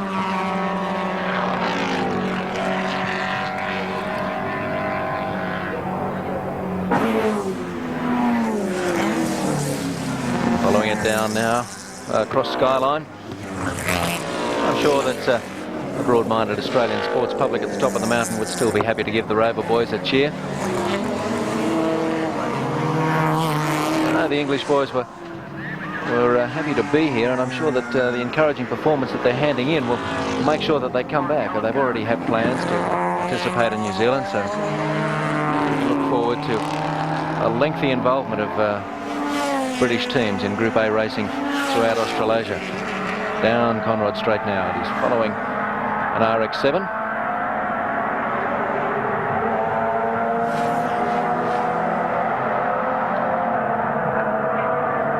And slipping past. Well, that's a little bit of a surprise. You wouldn't think that the Rover would have the legs on the Mazda, but he has. Across the second hump. And into brakes now, down through the gears. Well, the number 60 car running very, very strongly indeed. To check out what's happening, let's go to the pits. Thanks, Michael. Thanks, Mike Raymond. Down here in the first pit lane area, we have Alan Moffat. Alan, how's things going? Well, when you consider the way we started, Colin, I think we're doing extremely well. And with all the rigmarole about whether we could or we couldn't race our second car, we didn't really get it fine-tuned, but it's going well under the circumstances. Alan, the insurance policy paid off. Well, yes, it did, but we sort of shortchanged ourselves in the process. It was really an emergency spare, and we thought, well, yes, if an engine blows, and that's the only thing that we considered. But I wasn't considering a first lap pileup like we got. Well, first lap, first corner. What was the problem with your number 43 car? Well, I think something must have jarred loose in the prang on the opening lap, and it started to overheat, and I backed off a little bit, and then it just seized up. So what are the tactics now with Greg Hansford out on the track? Well, he's in the box seat. We're sitting third. The others better be well prepared, because when I got out of the car, everything was going fine, and he'll take on one more stop for fuel only. The tires are going fine. We got our Dunlops are working well today. And, Okay, Alan, sorry, go on. he'll see the race out. I'm retired. Are you? Yeah. What, completely or just from this race? No, just for the day, thanks very much. Okay, Alan, thanks very much. Okay, we'll go back to Mike Raymond for more on the James Hardy 1000. Okay, thanks very much, Colin. Yeah. 44 and retired? I don't think so. Alan No, I Moffat's don't got a think lot of racing in him. I think he's got some Group A plans he'll unveil maybe towards mid-December.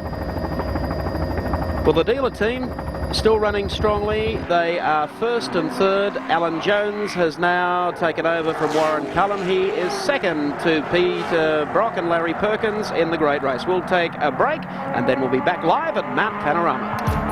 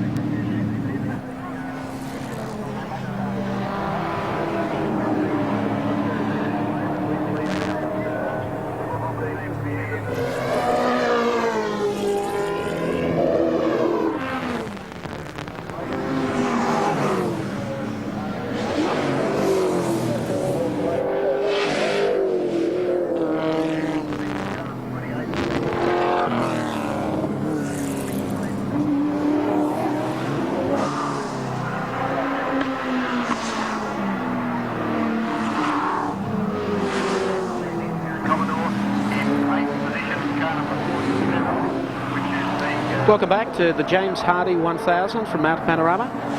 We're following car number 52, it's Freddie Geisler.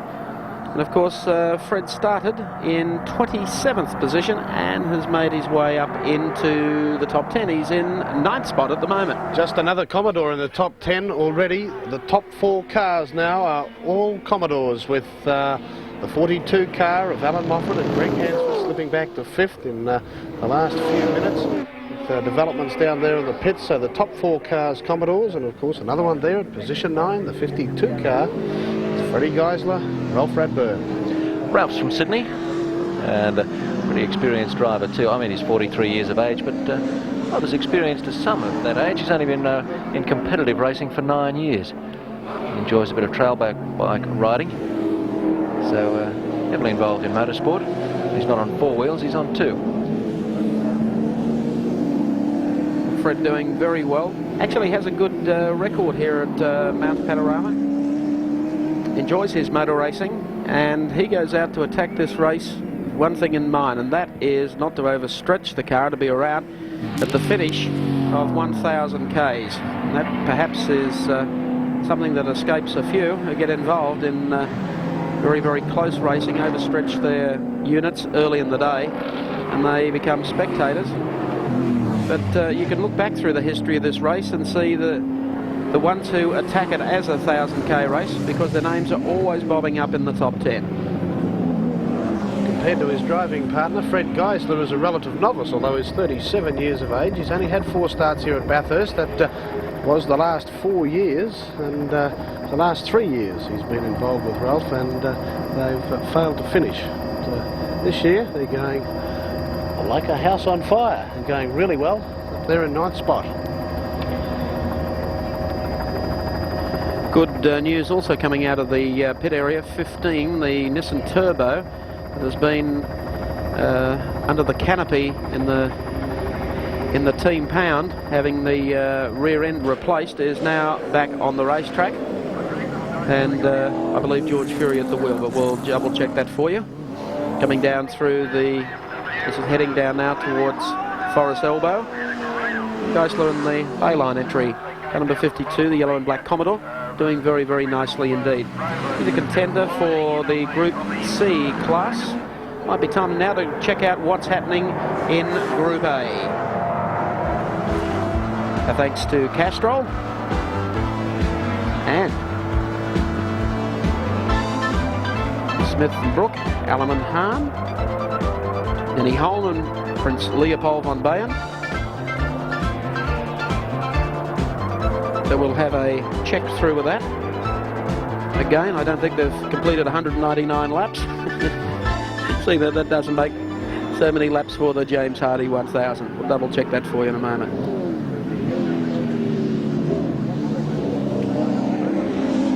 Car number 52 is Geisler. He leads along the pit straight. See the heat haze coming off the pit straight there. It's quite warm. Only on the cars though. That heat haze coming off the cars, not the track, because there's a firm southerly breeze blowing, as there has been all week really. It's been cool in Bathurst, sun's out. But, I don't think there'll be too many cars with overheating problems today. Well, the interesting thing about Freddie Geisler too, Steve, was that in 1980, which would have made him about 33 at the time, he was named Rookie of the Year for a 6th outright in Bathurst at his first ever start in the race. Well, life begins at 33, I suppose, for some. We're watching him make his way up the mountain. He's been through GTX Bend, up through the cutting now, and hot on his heels is car 28, which is in 6th position. That's the Barry Lawrence Alan Brown Commodore. So they're having a nice little dice. Both cars in the top 10. Both determined to finish this race.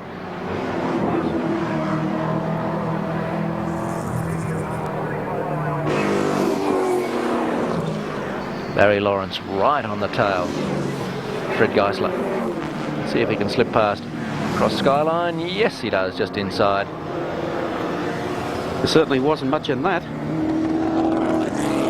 He continues. Might be time now to check out activity in the pit area. Let's go down to Gary Wilkinson. Thank you very much, Mike Raymond. Yes, as you saw before, the second of the dealer team cars has been in and out again with David Parsons back at the wheel.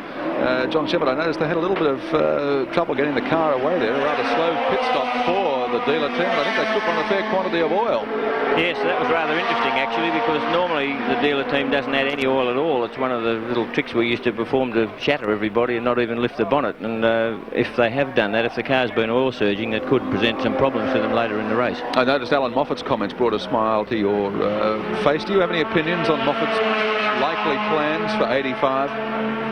No, I was talking with the Mazda people actually earlier in the week, and they were saying that they do have something in the pipeline. They wouldn't admit what it was, and I guess you can't blame them for that, because everyone's playing their cards fairly close to their chest. But I'm sure the desire would be that Alan stayed with a Mazda for next year, and that's both from Mazda's point of view and from Alan's, I would say. Right, what about Group A performances so far in this race? Still with quite a few laps to go, but by gee, the Rovers in particular are looking good, aren't they? I think they're great, because a lot of people are saying, oh, they're slow in that, but I think they're using some funny yardsticks. If you look at what an A9X Tirana used to do, they weren't much faster than these Group A Rovers, so I think you'll find, given a couple of years of development, they'll be very, very quick. And in the days of the A9X, I can remember people at large were saying, oh, ban them, they're too fast, they're dangerous. That's right, yes. Now, I'm sure with what's going to happen with these Group A cars, we'll be very, very excited by some close motor racing, different brands. Now, I'm sure the Holden will still be there, and as we heard before, the Fords are busy developing a car, but I'm sure we'll see quite a lot of different brands, maybe even up to half a dozen, which is great. The other thing that I've noticed with so many Group C dropouts in the race, do you think maybe some of them came here underprepared just for a last fling? I would say you couldn't blame someone for not wanting to spend a whole block of money on, as you say, on a last fling, because it is very, very expensive to come up here fully prepared. And the comment was made, some of the cars actually look like they've just been in a rally, but as I say, you can't really blame the blokes. John Shepherd, you've done your turns around this track. How does this picture impress you? It's very exciting, and I think anyone who was sitting at home, especially when Denny was up close to the cars up around the top of the mountain, they would be very excited, and it's great stuff. On a circuit of Mount Panorama, and from this viewpoint, where is it important that you pick up time, or where is it important that you keep the foot down and not lose time? I guess the art of being a successful racing driver is being able to keep your foot down all the time, and then from there you back off. And one of the trick things that you'll see here, and I heard before the race started, Brock's going to be going too fast. Brock is one of those people that can go fast and be kind to a car, and that's obviously why he keeps winning here. And I've made the point a few times it would do these fellas who reckon they're going to beat him a lot of good to sit behind him for 162 laps, and if they were smart enough to pass him on the last lap, because the bloke knows how to be kind to a car. What are the points to look for, though, on the circuit when you're behind the wheel that can cost you dearly if you're not paying 100% attention? The thing that will cause bloke problems here, especially where we're coming around here, is turning the car too hard into a turn, which will make the front wheels slide across the road and overheat the tyres. And generally they don't jam the brakes on like they do in a short distance race. They have to feather the brakes and press their foot on them rather than jam them on. And all this sort of business you see here where they try to stay on the circuit, if they get off onto those gravelly edges, that's how people get punctures. It's not because somebody drops something on the track itself. They just wander off the circuit and pick up a rock, and next thing they're off because they've got a flat tyre. In other words, smooth lines, minimum brakes, and just slide around the mountain? Absolutely. It's one of the things you hear many, many years ago. The chat used to be here, wash the speed off, wash the speed off. These days, because of the involvement with James Hardy, the braking situation isn't the sort of drama it used to be. In other words, the blokes can use the brakes for 1,000 k's and they don't wear out. So we've got a happy balance now where a driver can use his brakes hard and not throw the car sideways and wear the tyres out. So things do change from minute to minute. Okay, John, thanks a lot. That was car 42, the Moffat Mazda, going past with Greg Hansford at the wheel, and as you heard Alan Moffat say, Greg's going to handle the car from here on out, and he's well placed just in behind the leaders. Should anything go wrong with them, they'll be there champing at the bit when the checkered flag comes out. We'll return to Mount Panorama in a moment for more of the action.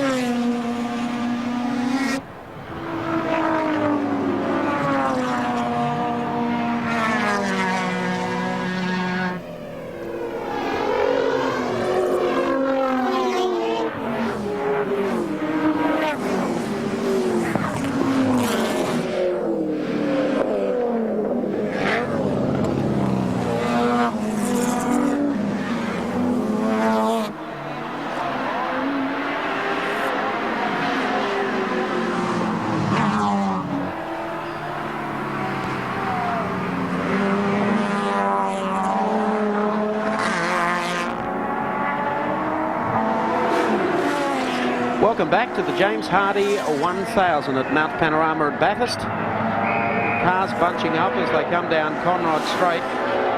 We're following car number 35. That's the Goodyear Car Owners Club entry, Ron Gillard and Mark Gibbs. They also have been running very, very well here today. They've just made it up into 9th position. They were very, very strong in their earlier outing at Amaroo Park. And once again, just by conserving and doing all their pit stops correctly. So car number 35, Ron Gillard and Mark Gibbs in the Mazda RX-7 Rotary, running strongly indeed. And here he comes up on the inside of Hell Corner, not far back behind him, Prince Leopold von Bayen and Denny Holm, the black BMW with Denny Holm at the wheel. Looks like someone's been doing a little panel beating or panel removing on that Ron Gillard Mark Gibbs RX-7. If we look on the right hand side, it's missing that front right fender and the back left one as well.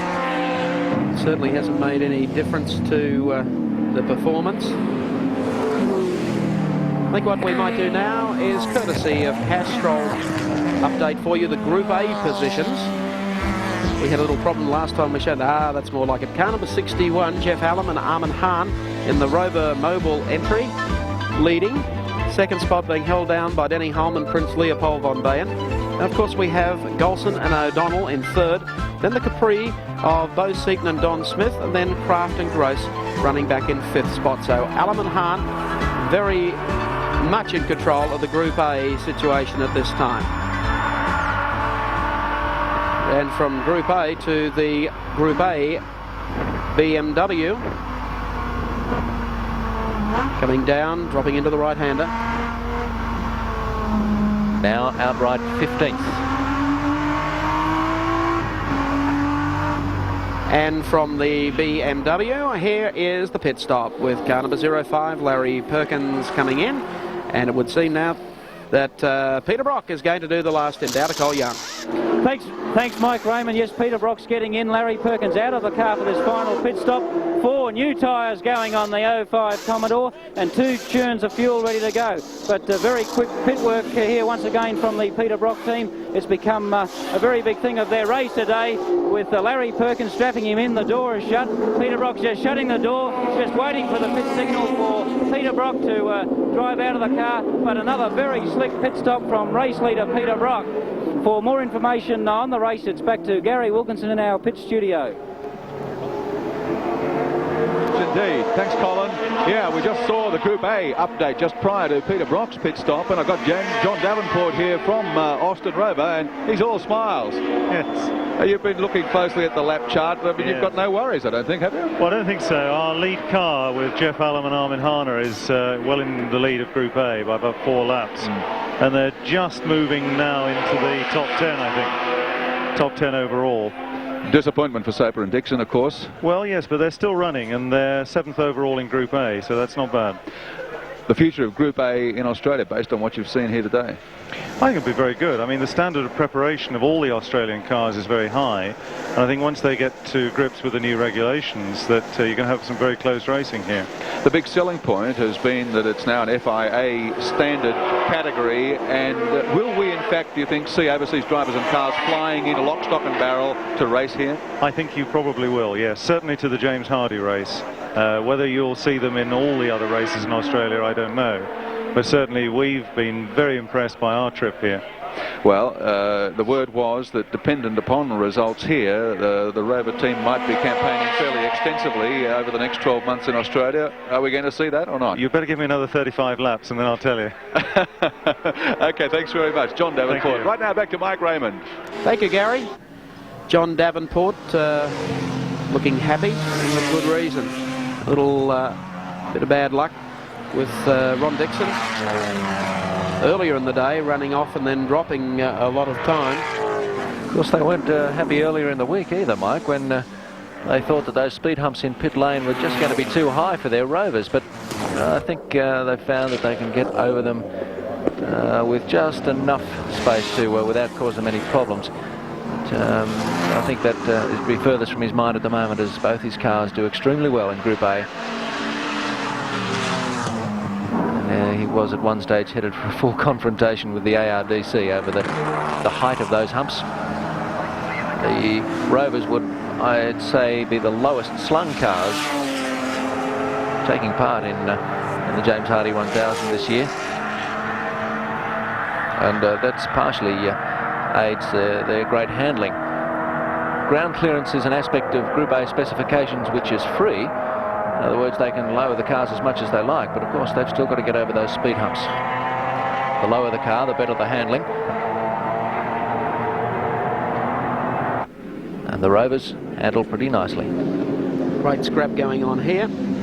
Cabbage looks to the outside, and there's Barry Seaton just ahead of him. That car is beautifully turned out too. We'll deal with that shortly. Cabbage at this stage trying to get past Bo Seaton, who is fourth in the Group A class. Brand new car. First run here at Mount Panorama. And they couldn't have picked a better combination than two experienced veterans of Mount Panorama. Bo Seaton, who has his son racing here today, raced here last year. And they look like being also a front runner in Group A next year with this Mustang. They come up towards the GTX bed. There goes Seaton, right behind him. In car number 30, Tony Cabbage, John Duggan. Mustang, of course, a name synonymous with pretty speedy cars. They've got that image of being very fast vehicles. I think everyone will discover that come the Australian Touring Car title for next year. Just look at this for scrap though. They've both honed in on this Falcon Donnelly's car, and they both pass it. One coming up behind them quickly. If you want to notice the speed difference, we'll follow these two drivers across the mountain. You can see who's gaining on them. When they reach Conrod, Mike, who have you got your money on? Well, they've been close like this for the last two laps. Hard to say. Watch them both as they handle the Dipper and the S's. And both are taking pretty tight, tidy lines as they approach Forest Elbow and again Conrod Straight. This will give you a fair indication, dropping down into Forest Elbow now. Goes through. He's still trailing Barry Seaton, and here comes one of the Group A Mobile Rover Vitesses. It goes past the Mazda and now starts to move right in on Barry Seaton. He's swinging to the outside of the course and passes Seaton, and once again the Mazda finds its legs, keeping in mind it's a Group C car. But just how quick and how much potential have the Rovers got? That was a fair indication. Now watch this under brakes. Group A car. And at the bottom of Conrod Straight along Pitt Straight. So the Rover is keeping its end up very, very well indeed against the outright cars. We'll take a break and return live to Mount Panorama.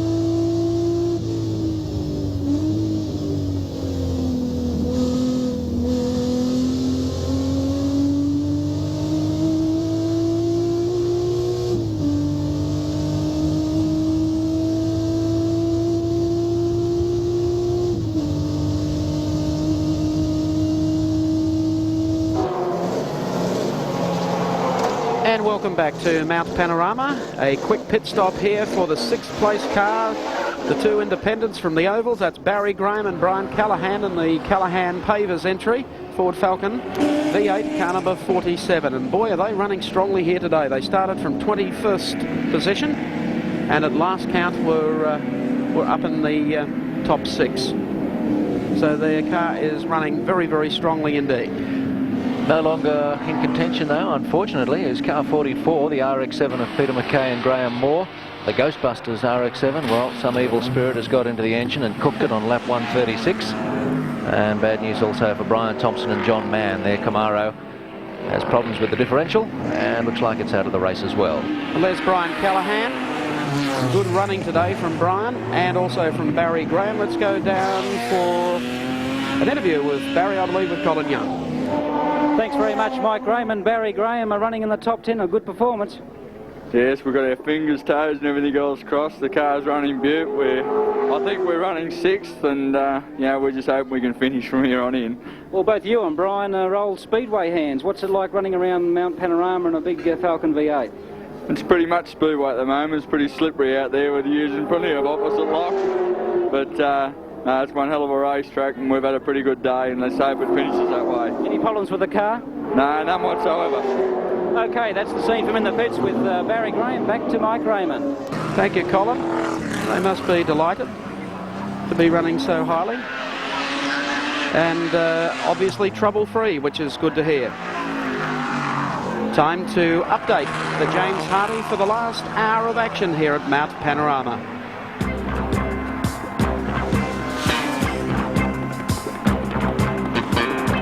Into hour 6 of the great race. And Dick Johnson, who had his problems, finally made it back onto the racetrack. However, it was to be short-lived episode for Dick because not only had he worked his way back up into about 7th or 8th on the grid, and unfortunately an axle broke, and that was the end of Dick, back into the pits. One car running strongly, coming right up through the field, is the Daily Planet entry, car number 33, driven by Mike Bergman and Bob Stevens. Consistency paying off for them as they continue to make their way up into 9th position on the field.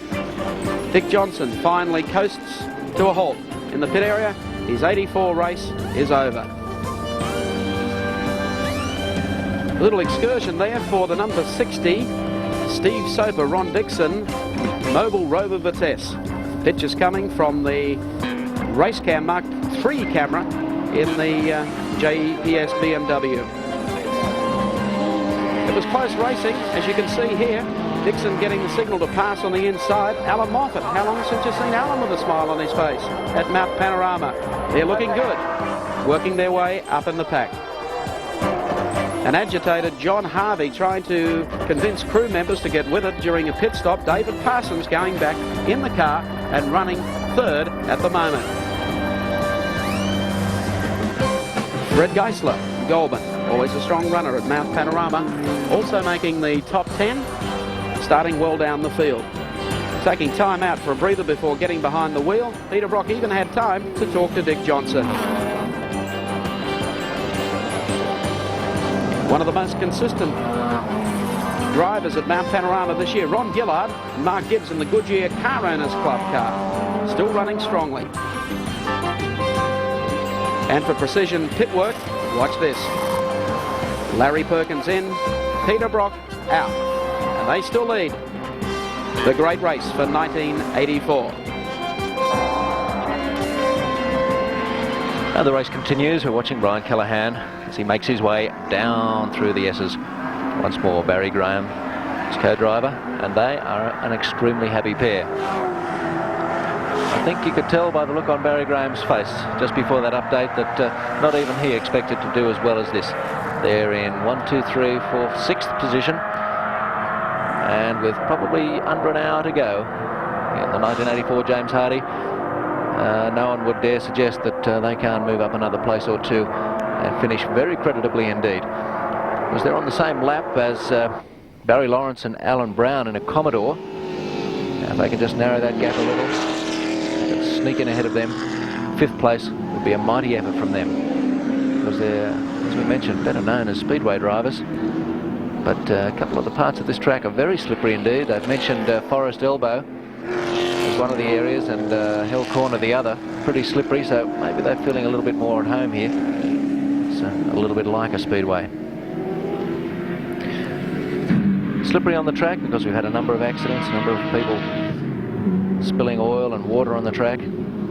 So it's created a couple of trouble spots. And this time of day, anything can happen with the shadows falling across the track and drivers getting a little tired. Got to make sure that they don't get into trouble where those spillages have occurred. Might be time to update how all the cars are running on the track as we call it our Castrol scoring service.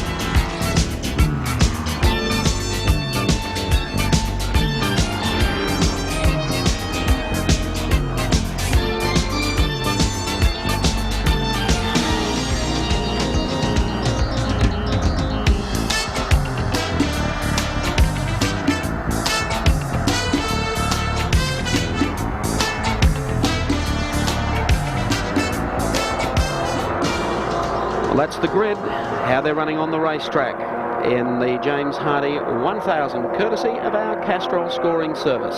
Did you notice there, Mike Raymond, that Group A cars are running 12th and 14th outright, 61 the Rover and 62 the BMW. I liked a little side wager. I thought a Group A car would finish in the top 10. Hey, it's not over yet. Still a long way to go. I think you might collect. Well, there's some old drivers and some bold drivers in the race today. To check on one of the youngest, though, let's go back to the pits and to Pat Welsh. Thanks, Mike. Well, I certainly have got one of the youngest rookie here in the race today, Craig Harris, and they're going exceptionally well, Craig. Yeah, the car's going really good, Pat. We haven't got a problem with it at all. All we're doing is just circulating the finish. What do you think of your first look at Mount Panorama? It's one hell of a circuit. It's very tight across the top, but very good, and I enjoy driving on it. What's been the driving stints today? Have you had long behind the wheel? I've done 2 35-lap stints, and Alf's done 2, and he's just going out to finish off the race for us. Well, you've had a great hand with you. Alf Grant, he'd be able to teach you a trick or two. He certainly has, and he's taught me a hell of a lot about the circuit. He's taught me how to drive properly around the top of the circuit and how to conserve the car. I think you're sitting pretty close to 10th at this stage, too. That's a great performance. It certainly is. Considering we started on 42, I think it's really good. OK, Craig, congratulations, and I'm sure we'll see you back here again next year. Certainly will. Thanks, Craig. Back to you, Michael. OK, Pat. Following the cars across the top of the mountain, car number 47, still showing on our board back in about 5th or 6th spot. So they've been able to maintain that during their pit stop. And the Grant and Harris car, which of course is number 27, started out of position number 42 and now running 11th on the grid. So the great race continues. Will Peter Brock do it again and make it win number 8? We'll just have to wait and see. We'll be back shortly at Mount Panorama.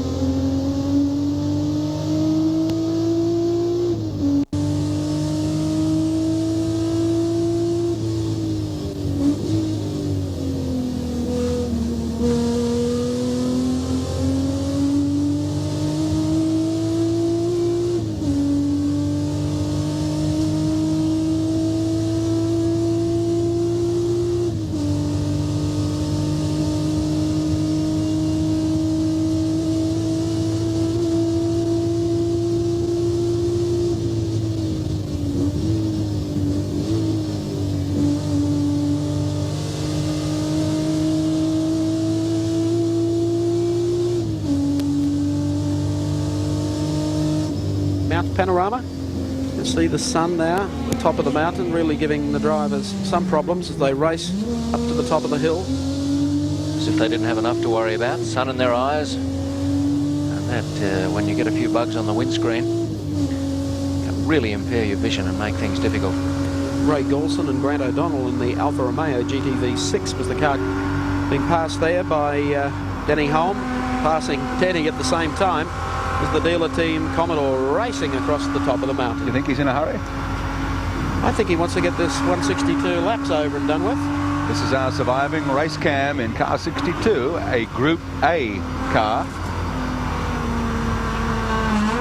I guess that says something about reliability, doesn't it? Certainly does. I dare say we'll have 3 race cams in Group A next year.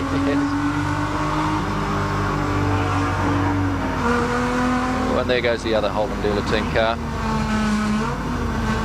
using all the track.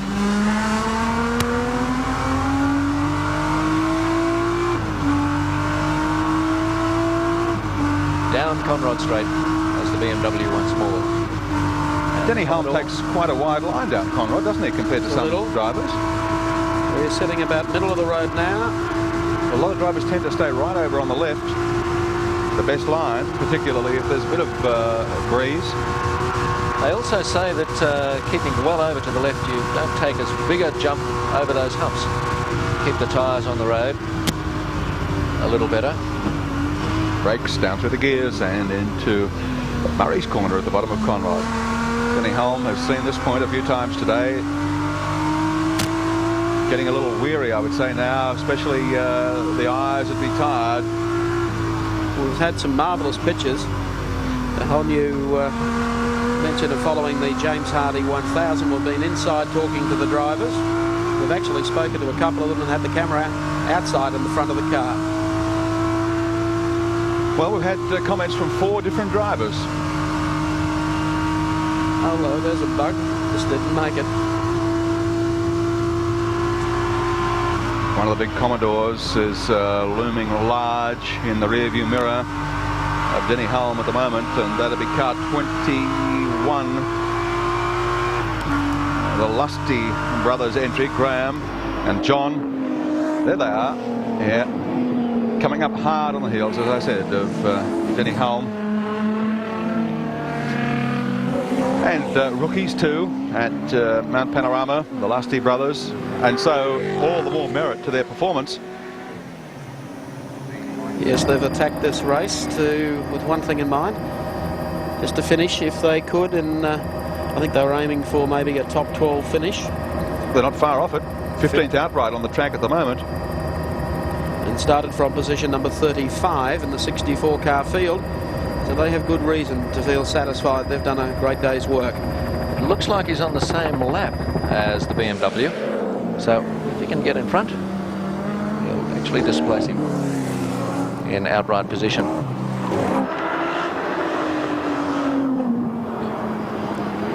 Yeah, you're quite right.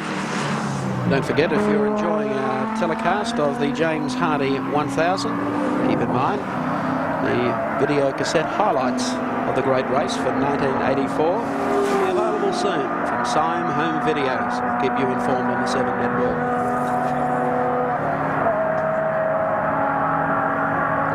Well, just as we see a lot of cars drop out of this race, some of them are able to be repaired. We're happy to tell you that John Bundy and Norm Carr are back on the track in their Mazda after some problems.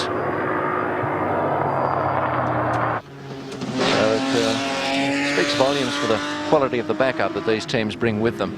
But they can really have major problems such as broken gearboxes, differential problems, and give them 40 minutes and whip in another one and get back out there because they just so desperately want to finish. Be out there when the checkered flag falls, even if it means they're not amongst the place getters. There's a certain amount of honour just in finishing.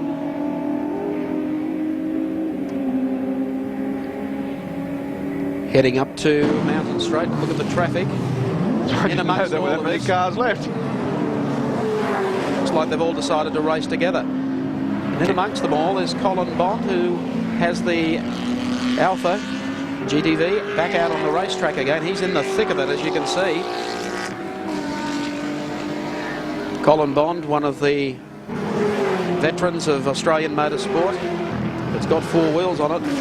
Colin Bond can drive it. Let's have a look at some of the highlights of his racing career.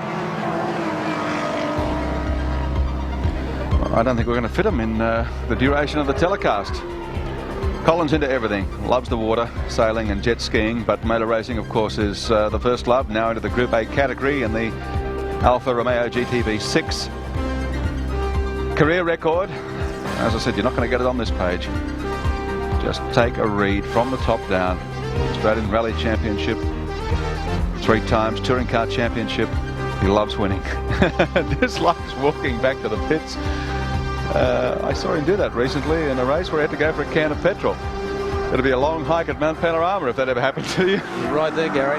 Interesting to see not only on the stats, thanks to Data Sport, of both Colin Bond and also Peter Brock, but both drivers claim the biggest influence on their racing careers is in fact Harry Firth.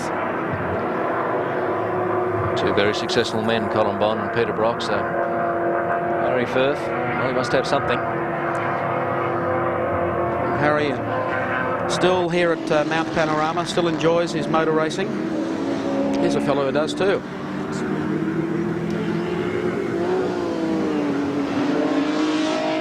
Following Colin Bond along the main straight and not far up ahead of him, the two dealer team cars running nose to tail up Mountain Straight.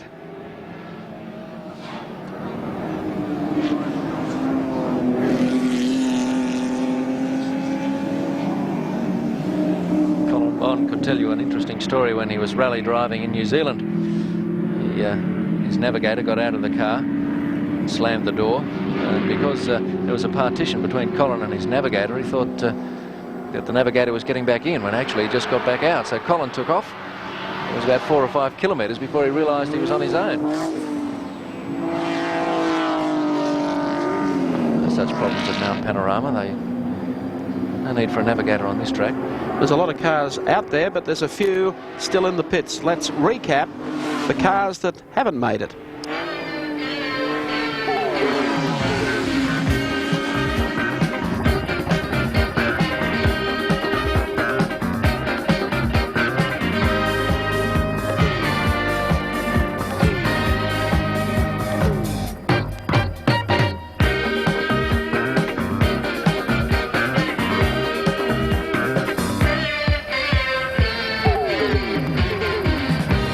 And our thanks to Digital for supplying us today with all of the information relevant to the great race, the James Hardy 1000. We're following Bondi down off the mountain.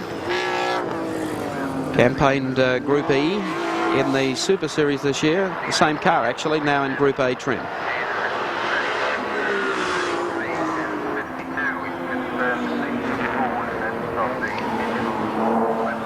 One person I feel would be over the hoop as far as where they're running at the moment on the track is Warren Cullen, who has Alan Jones out on the racetrack at the moment. They are running second in the field, and let's cross down to the pits.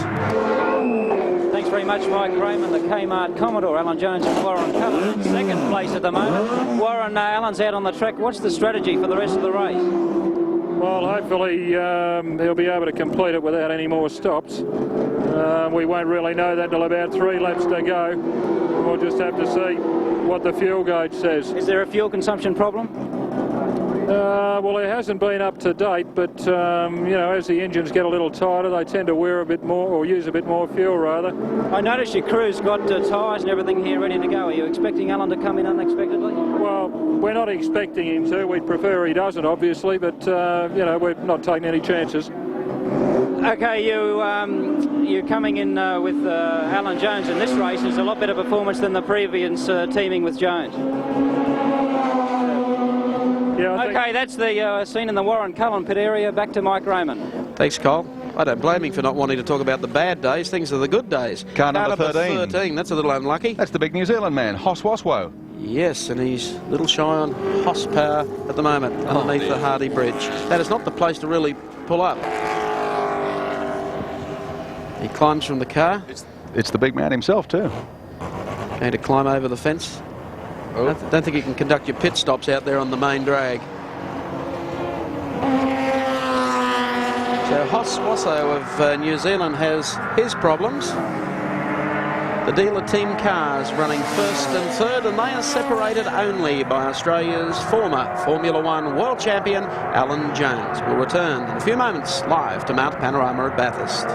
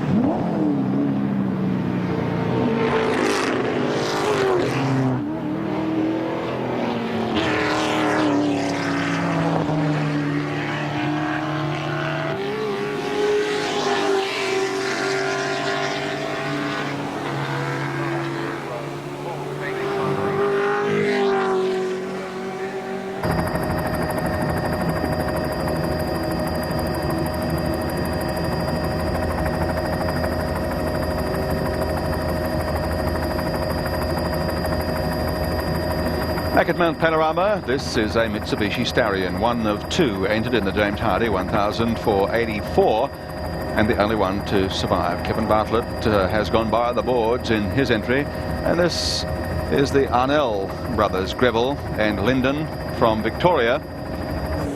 Three lots of brothers driving, and that must be a record, I think, for the race, and they're doing it well.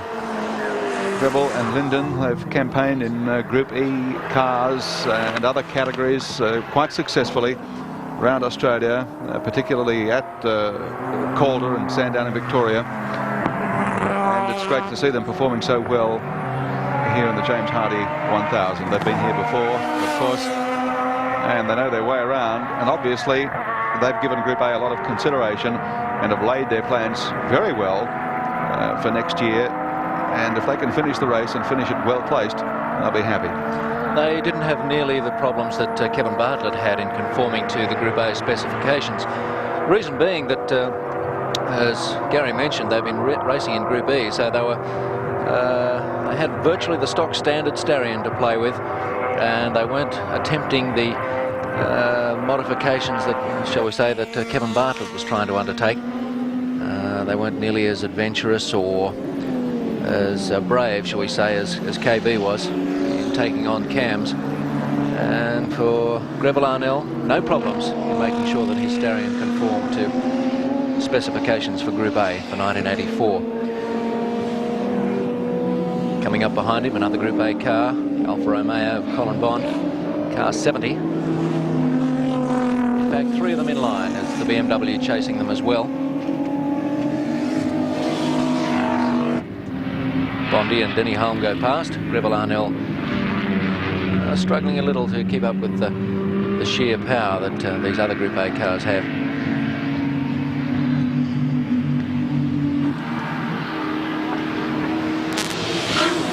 Up Mountain Straight he comes.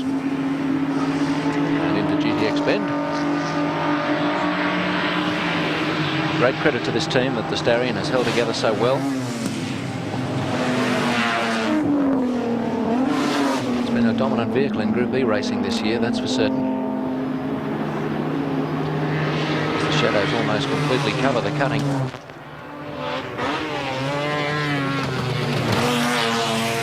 Watch car 68, Mitsubishi Stallion, to the top of the mountain.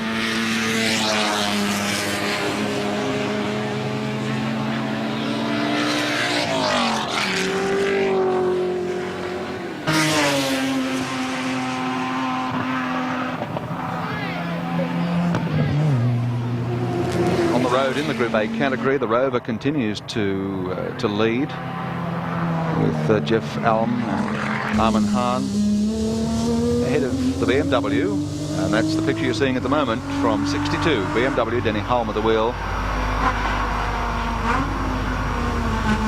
Then the 67 car of Ray Gulson and Grant O'Donnell, that's the Alpha GTB6.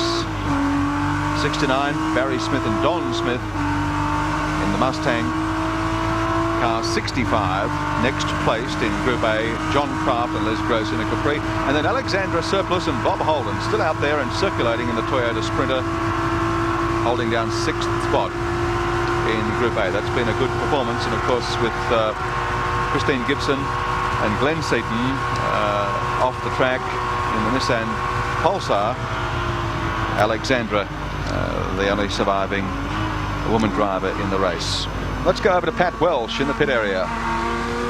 Thanks, Gary. Well, the pit's absolutely buzzing now about a possible 1-2 finish by the Holden dealer team. With me is John Harvey, and his co-driver David Parsons is driving magnificently on Mount Panorama at the moment, John. Yes, he's doing an excellent job. The car had an oil pressure problem when I was out there, and I eased back a little bit. I wanted to make it to that scheduled pit stop, get some oil in it, which we were able to do, and he went out 1 minute behind Alan Jones. He's now got it down to 11 seconds. So there's a possibility of a 1-2, but I don't really count anything until lap 163. You're not thinking about it all that much. What about Peter? Has he eased off the pace a little? He's got something like 3 laps on the field now. Well, he's got 3 laps, and there's no point in straining the car at all at this stage, so he's eased right back and just cruising for a finish. Nevertheless, that 1-2 finish would be a great way to finish Group C racing. Well, we'd obviously like to do that, and I'd certainly like to see David overtake Alan and get to 2nd place. It's a possibility. He's shown great potential with the team too, hasn't he? Certainly has. He's done a great job for us this weekend and also at Sandown, and I'm sure that David's going to be with us for some time. The fact that the 2 cars are running so well and so high up, it says a lot, doesn't it, for the preparation of the dealer team's cars? Well, that's true, and that's probably related directly to Larry Perkins, who's sharing the car with Peter. He's in charge of our workshop and all our mechanics, and it's his expertise that shows. Okay, John, best of luck with it. Gary, just before we go back to you, interesting news from the Graham and John Lusty camp. Car 21, the Commodore, they took on 4 tyres, 2 churns of fuel a couple of hours ago, and replaced the tail shaft, all in just 12.5 minutes, and now have clawed their way back up the field to around about 15th spot. So a fantastic performance by one of those 3 sets of brothers that you mentioned were in the race, the Lusty brothers, Graham and John. It's back to you, Gary. Spot on, Pat. Yes, we were having a look at them just a minute ago, and in fact they're up into 14th spot at the moment. That's 73. Bob Holden at the wheel. It certainly doesn't look like Alexandra Surplus, but as I mentioned a moment ago, they've really done a great job to be still out there battling in the Group A category in 6th position, although Bob does look like he might be battling a little at the moment. I don't know whether he's got a problem with the car, but certainly a little slow across the top of the mountain. It'd be a shame to see them having come so far not to be able to continue, but he's a great campaigner, Bob Holden. He's been around for an age. Alexandra Surplus has a class win to her credit, of course, in the Australian Endurance Championship last season, and a very, very competent driver indeed. Started from position 63 in the field and still circulating. That's great. As we follow across the mountain, just zipping by one of the Commodores on the outside. So the Group A cars are having a great outing here in the James Hardy 1000 this year. Yes, that Commodore that slipped by, I think it might have been 28, the Barry Lawrence and Alan Brown entry, Mike, and that raises an interesting question, you know. Barry Lawrence in car 28 is in 5th position, right? He's been entered in this race twice before, but has never driven in the race at all before. So is he going to be the Rookie of the Year? Be pretty close to it. Hard to... you could hardly have... no, there wouldn't be a person in front of him, I don't think. But does the fact that he's been entered twice before count against him? That would probably be up to the people who frame the rules for it, but if he hasn't started, he couldn't very well be classified as Rookie of the Year non-starter. Mark Gibbs in car 35, he might be up for Rookie of the Year as well. He's there in 8th position. Yeah, not much to choose between those guys on the track, are there? Our thanks, of course, today go to the Digital Equipment Corporation for their assistance in bringing you the James Hardie 1000. Yes, the ATN Bathurst computer system consists of a Digital Equipment Corporation. I'll tell you what it is. It's a PDP 11/23 Plus computer. Write it down. It can handle 1 million characters of memory and 20 million characters of disk storage. The system has 26 serial data lines that can be used for connecting terminals or various graphic devices used in our on-air displays. Terminals are located up here with us in the commentary position for the retrieval of information on the drivers, and in the broadcast facility for control of the on-air displays of information at the discretion of the director. The computer system itself is located at our ATN 7 studios in Sydney. And we return to race cam with Denny Holm still at the wheel, car running perfectly, Group A BMW. Coming down to the end of Murray's Corner. So Denny Holm looking good at this stage in the James Hardie 1000 for a place in Group A. More action to follow when we return live to Mount Panorama at Bathurst.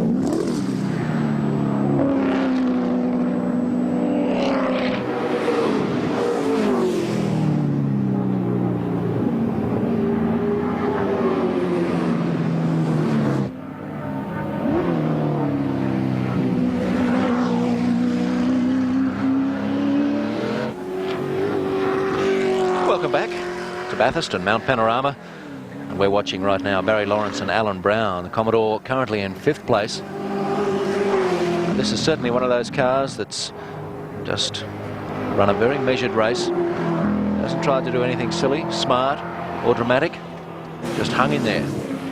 Good backup, sensible driving. They find themselves in the top 5. Well, Recar, of course, have prepared one of the fastest cars around this mountain, let me tell you. Alan Grice would agree with me there, because of he snatched pole position a couple of years ago, the Recar Commodore. They've gone out to finish in the Bayside Spares Recar entry. And finish they will, barring any sort of mishap, and they finish up very, very high at 5th spot, just right behind Alan Moffat and Greg Hansford in the blue and white Mazda RX-7. The car's looking surprisingly clean and unmarked by the number of scraps that we've seen here today. But, no panel damage, and must give them a certain amount of pride to know that they're probably going to finish the race with the car looking as pretty much as flash as it was when it started the race. Oh, some 6 hours ago now.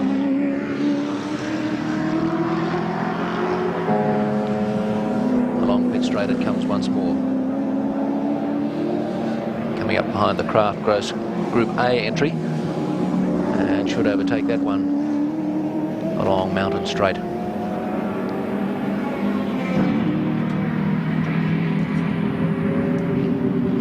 Well, one fellow who would be delighted with the way things have turned out for the Recar team would be Alan Brown, and our pitman Colin Young getting together now with Alan Brown. Watch the smile on his face. Take it away, Col. Alan Brown, Barry Lawrence out in your car and going very well in 5th place. Well, that's right. Not actually my car. It's the Roadways car. Matter of fact, it's car number 6 for Bryce Road last year. Barry and I really just leased the car for the weekend, and Barry's intending to buy it straight after the race. I'm sure he will now. Alan, you're something of a part-time racer, and so is Barry. In fact, he's been entered here for 2 years, but this is the first race he's actually driven in. Yeah, well, I'm sort of just do it for a little hobby, you know, and I've retired more times than I know what, but, you know, this sort of thing is so good. We just lurked around and look like we're coming 5th. Well, you're lurking around in 5th place, and that's a very good performance. Oh, it's good, and if, you know, the record is Recar, we've had a marvellous record here. We've always come up pretty high in this race. Okay, Alan, thanks very much for talking to us. And of course, Barry Lawrence out in the number 28 Commodore. And Barry Lawrence was the man who last year sold his Commodore to Ross Palmer, so Dick Johnson could take over a Falcon and run in this race. Back to Mike Raymond. Thank you, Colin Young. Here comes Lawrence down Conrod Straight. Might get our Ortex radar people to gun up for us. Here's time. Colin Young just talking with Alan Brown a moment ago. Lists one of his favourite pastimes at Bathurst is walking around the pits signing autographs. 260 Ks, not messing around at all on Conrod Straight. Now thanks go to Ortex for their radar times and passing them on to us. There's Lawrence. While up on top of the mountain, Denny Holm continues his run after the Rovers for a win in the Group A category of this year's James Hardy 1000. The big crowd is still there. They're not leaving. And Holm quicker each lap. Setting a cracking pace as he dives down off the mountain.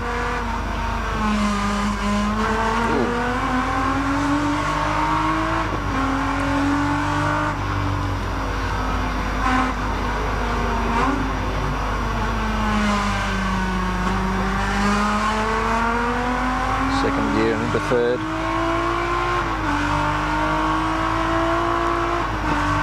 Fourth gear now. In top for the run down Conrod Straight. The BMW 635. Oh, there's the Barry like Jones. Bob Morris entry, yes, the one with the gearbox problem that had to replace the gearbox, in fact. It's gone sailing past.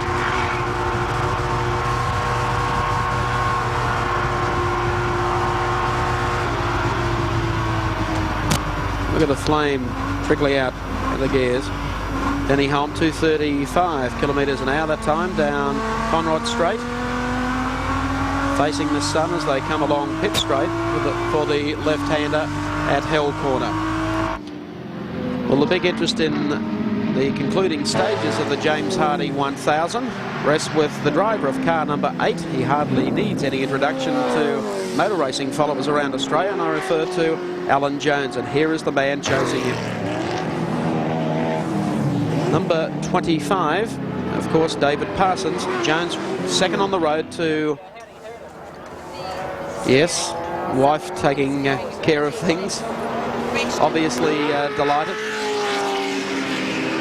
that Alan is up there and running very, very strongly indeed. So Alan Jones, second on the road to Peter Brock and the dealer team Commodore, with David Parsons in the second of the Commodores. The dealer team cars up into third, and was closing a few laps ago.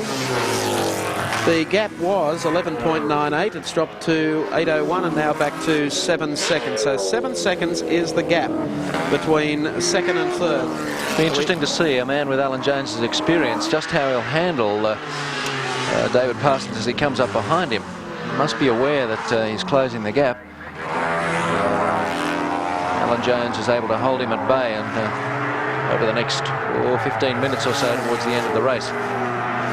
Alan Jones, of course, former Formula One champion. We'll be able to gauge the gap. The last car you can see there is the Kmart Eveready Commodore, and 7 seconds behind is David Parsons in the second of the dealer team Commodores. Radar coming up on the Cullen Jones car, splitting it at 266 kph. Very quick indeed.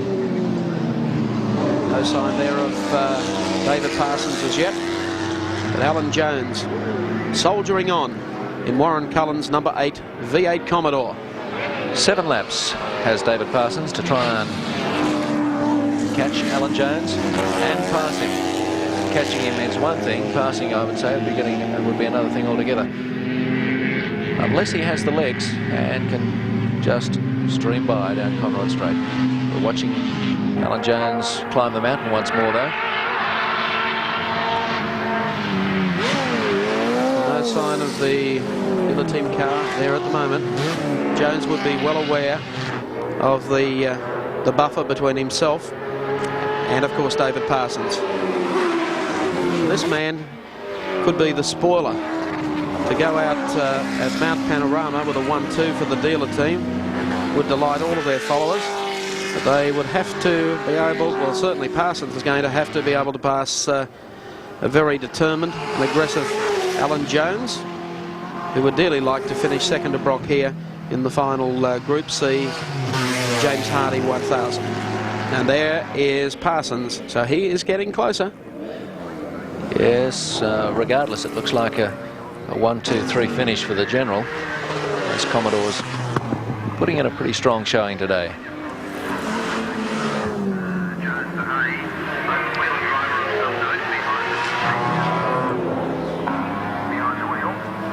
And there is Alan Jones now coming down off the mountain. Forest Elbow and on to Conrod once more. Perhaps this time we'll be able to pick up the gap between himself and David Parsons.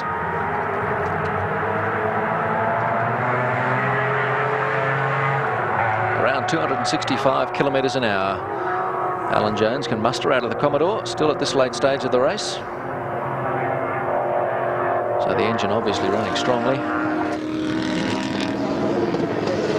Under the bridge, under brakes.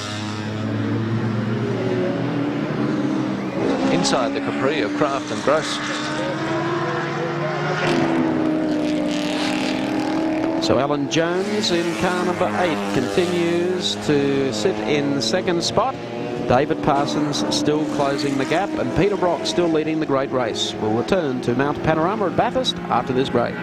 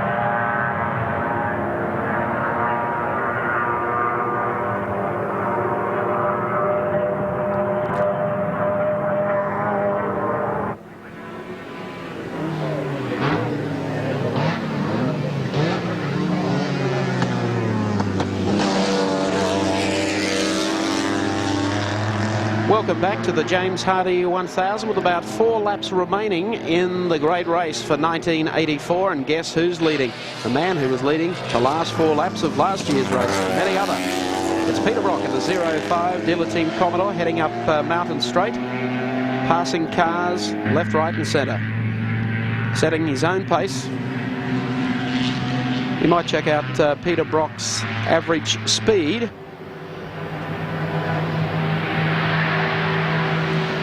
.158.7 kilometres an hour. You know, before he came here, Brock was saying he didn't think that the other teams, the other major teams, such as Grice and Johnson, would have anywhere near the problems they did of last year, and that he thought he'd be pushed all the way. Well, he was pushed for a major part of the race, but once again, shocking luck has struck at the other teams, and Brock finds himself out there just about on his own. He's got a couple of laps gap on the field, and he's just looking very confident of making this number 8 for the mantelpiece and the Brock home. And the last Group C touring car win for Mount Panorama. Well, Alan Jones, who is in second spot, still on the road. Behind him, David Parsons, injured his arm here during the week, and the details of that will call in Colin Young. Thanks, Mike Raymond. Alan Jones has had a well-kept secret during the James Hardy 1000. Injured his arm during practice and in fact has required painkillers during the race. I've just spoken to Alan's wife Beverly, and she's only just told me that her and Alan are the only people that know about it, and in fact during his break before his second driving stint he had a second pain-killing injection for his arm. So Alan Jones struggling to the finish with a sore arm. Now it's across to Pat Welch in our pit studio. Thanks, Cole. Well, it doesn't matter how Alan Jones' arm is at the moment. John Shepherd, we were having a chat a minute ago about what he'd be doing to that car and reacting to the pressure from young Parsons, and you said he'd be absolutely wringing its neck. Yes, that's exactly what he's doing, because he's a bit light on for brakes. That's the reason why, well, I don't say necessarily the whole reason why, but it's part of the reason why he's been caught up. And in fact, I think if the dealer team car does catch up with it, we're saying that he won't be able to pass him. I think he will whistle past him under brakes, because Alan is very short on for brakes and he's struggling along to the finish, and he's losing a second a lap with whatever number of laps to go. So it's a very close thing, and in fact the pit wall's lined with everyone out there wanting to have a bit of a look at what's going on. It's really excitement for them. It's the classic youth versus experience battle, isn't it? Yes, and I think it'll be real good stuff to see what happens if they do get together. Well, John, just before the race finishes, let's get your overall view on proceedings today. Unfortunately, and this would possibly come across wrong, I think it's a pity in some ways that Brock has won it again, and I don't mean that any disrespect to Peter, because he deserves to win it, but he's won it so many times I think people would tend to be getting shattered by the number of times he's done it to them. But they still seem to come back, which is great, because in fact if they didn't, this spectacle wouldn't be what it is at the moment. So, and as I said, I'm quite sure people will misinterpret what I said. I really don't begrudge Peter his win, because he deserves it and knows that that's why he keeps winning all the time, because he deserves it. Well, we've had a good look at the fans out there on that panorama this afternoon to know that they all love him, and there's the Marlborough flag starting to really wave at the moment. The Holden dealer team flags wave at the moment, so they're expecting the Peter Brock victory, which should come very shortly. Mike Raymond, it's back to you. Thank you, Patrick. Dropping down into Dipper, Peter Brock in the Dayglow red and white Commodore, heading down to Forest Elbow, and he's in good shape, as he always is here at Mount Panorama. Doesn't back off the pace, keeps it up, a solid pace. Probably trying to determine how David Parsons is going in the rear gunner department, whether or not he can get by Jones and they can have their last hurrah at Mount Panorama with a 1-2 for the dealer team and their Commodores. Yes, I'm sure they'd like to finish that way. Peter Brock, he's a man with a sense of humour, but a man with a very serious attitude towards racing. And if he can accomplish that 1-2, I'm sure that it'll satisfy him tremendously. Well, there's no way Jones is going to quit. He's driven Formula One Grand Prix cars with all sorts of injuries, but oh, dearie me, in for a pit stop, is it, with Alan Jones? I don't think they have too much of a buffer over David Parsons. No, it wouldn't appear that way. and the Jones car is into the pits. As it sits in the pits, Harvey and David Parsons' car now moves up into second. Some frantic work going on under the bonnet. Doesn't look as though it's the brakes they're attending to. Well, if they were hoping for a 1-2, it's coming good for them in the final couple of laps of this race. By our estimation, about 2 laps remaining for the James Hardie 1000. And a 1-2 certainly now on the cards for the dealer team. Peter Brock, Larry Perkins, John Harvey and David Parsons. Let's go to Colin Young in the pits. Frantic work on the Alan Jones car. Mick Webb, the chief mechanic, has just got the engine running again. They're bolting down the bonnet and Jones is ready to go out to complete the final laps in the Kmart Commodore. Back to you, Mike. Thank you, Colin. Well, that was bad luck indeed. An unexpected pit stop, and it must have been pretty bad, whatever it was. Here he comes. Headlights blaring. 05. Just taking it quietly. And you wouldn't want to bet that maybe Peter Brock has just eased off the pace for the last hurrah at Bathurst. If they are going to have a 1-2, it's going to be side by side. Well, it's going to require a very determined bid from David Parsons, if that is the case, because Parsons is already on Mountain Straight going up towards the mountain, and Brock easing off the pace, and I can only say easing off the pace because that's what I think he's doing, because under normal circumstances and under racing conditions, Peter Brock would not be allowing all those cars to go past him. But he's a showman as well, and he likes plugging the product. He has enough edge over everyone else. He only has his backup car, the second of the dealer team cars, running in second.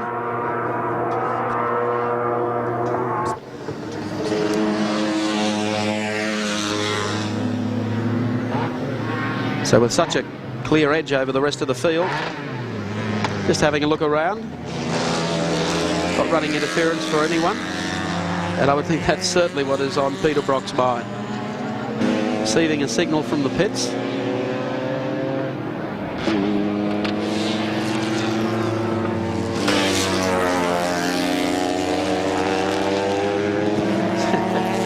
The victory salutes have started already for Peter Brock.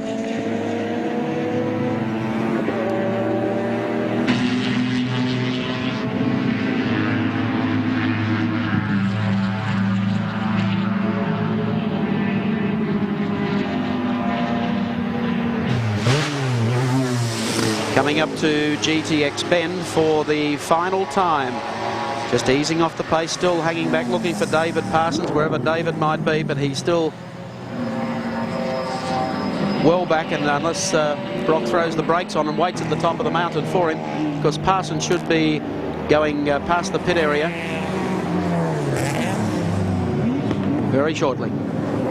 Peter Brock, 05. Coming up through the cutting. They just wait for the reception that he'll receive on top of the mountain from all the fans that have assembled up there.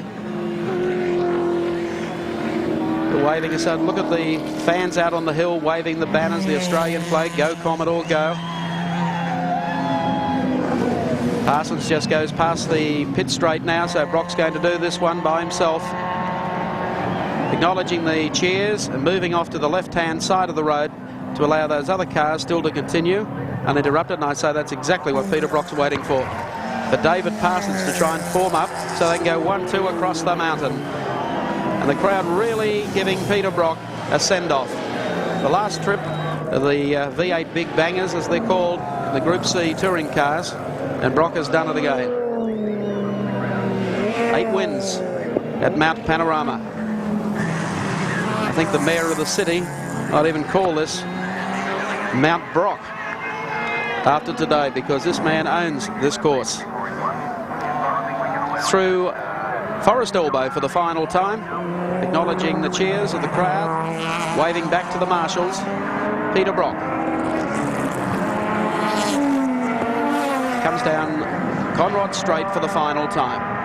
The Dayglow red and white V8 Commodore. It has run superbly all day here at Mount Panorama.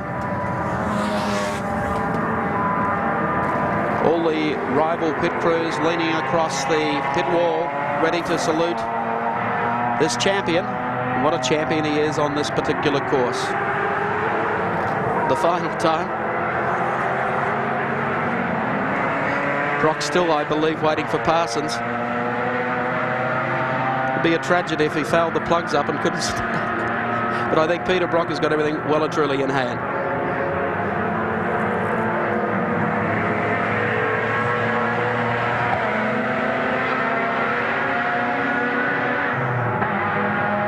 Here he goes over the hump. Slowing down. It's going to be the slowest visit to the checkered flag ever for Peter Brock, and he is waiting on the inside. Here he comes. Don't say this wasn't orchestrated. A 1-2 for the dealer team. Peter Brock in 0.5 comes across the line to win the 1984 James Hardy 1000. Second place will go to his dealer teammate David Parsons in the number 25 car. And in third place, provisionally, will be Alan Moffat and Greg Hansford in the blue and white RX-7. Well done, Peter Brock. 8 in a row. And he's orchestrating where Parsons should park behind him. Well, Larry Perkins, delighted. Peter Brock's wife there also joining him at the celebrations. The last hurrah for Bathurst in the Group C touring cars, and a 1-2 for the dealer team. What a tremendous result. Pandemonium in the pits. There'll be plenty of celebrations going on here at Mount Panorama, particularly with the Commodore fans who came here to watch a 1-2, and they've seen it today. Provisionally third, as I said, will be Alan Moffat and Greg Hansford in the RX-7. Fourth place to Alan Jones in car number 8 with Warren Cullen. Then number 28, Barry Lawrence and Alan Brown. Behind them, car number 10, which of course was the rusty French car, the Commodore V8. And behind them, Brian Callahan and Barry Graham in car number 47. The two dealer team Commodores return where they'll be impounded and checked out for engine size capacity, as will all the place getters here at Mount Panorama. Now you can see the crowd streaming down to the fences. They've watched another great race and a great drive by both Peter Brock, Larry Perkins, David Parsons and John Harvey.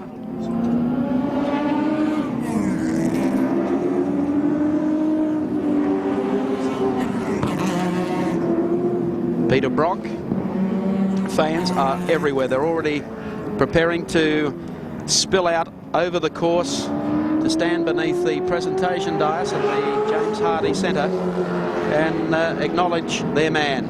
So Alan Jones across the line. The Mazda finishes in third place.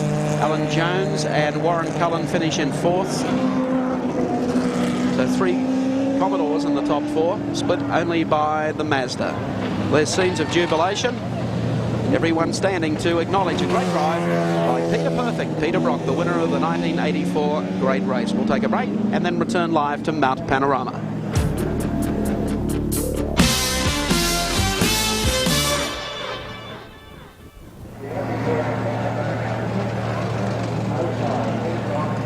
Still cars are in the closing area at the end of Conrod.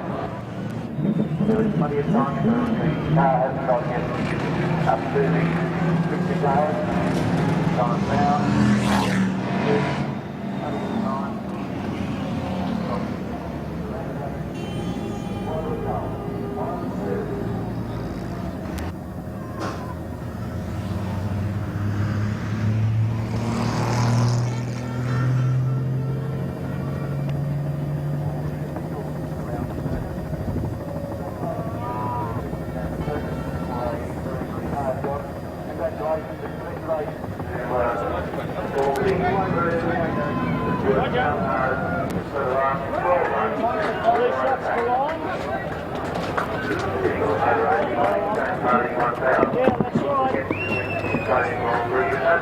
Could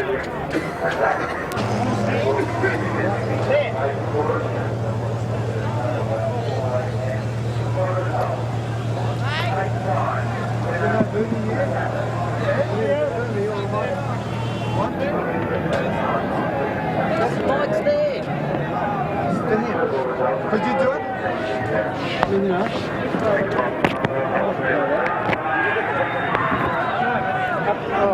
Yeah, they're coming through that way. Might be an idea. If that's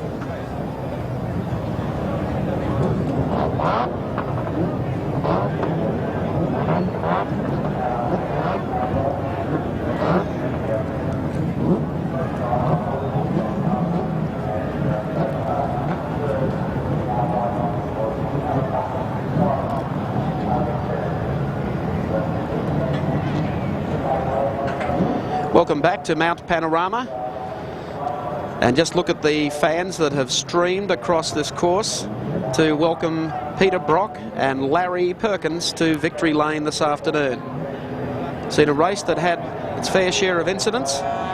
However, Brock, who took the lead in the restart early this morning, received challenges from both Alan Grice and Dick Johnson. They led at stages of the race. He's been able to come back, and they've won again. Bathurst 84, the Commodore hat trick. They already have the posters published. I would think the newspaper headlines being set in the bays now. But Peter Brock, there's the car, and the fans milling all around it, just down near the James Hardy Centre. Just looking by our records of the finish to this year's great race. Brock and Larry Perkins first across the line in the 05 Commodore. Second place to car number 25, Johnny Harvey and David Parsons. Third place to Alan Moffat and Greg Hansford in the RX-7. Fourth place to car number 8, which is Warren Cullen and Alan Jones in the V8 Commodore. Fifth place going to Lawrence and Brown in the V8 Commodore. Sixth place to Rusty French and Jeff Russell in a Commodore. Seventh place to Brian Callahan and Barry Graham in the V8 Falcon. Then in eighth place, Ron Gillard in the Goodyear Owners Club Mazda RX-7. Ninth place, a strong finish to Mike Bergman and Bob Stevens in an RX-7. 10th place going to 52, Fred Geisler in a V8 Commodore. Their provisional placings at this stage as we go to the presentation area and to Gary Wilkinson. There have been some great races at Mount Panorama, but have there been any greater than this? I wonder. Where are they? Peter Brock and Larry Perkins, the victors in 84 of the James Hardy 1000. Hey!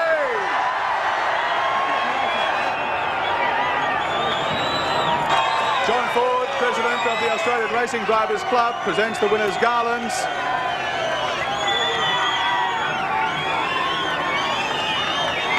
Peter Brock acknowledging the adulation of the huge crowd gathered down here on Pitt Straight. The champagne is traditional and Brocky's going to give it an extra shake for good measure. Another one for Larry Perkins.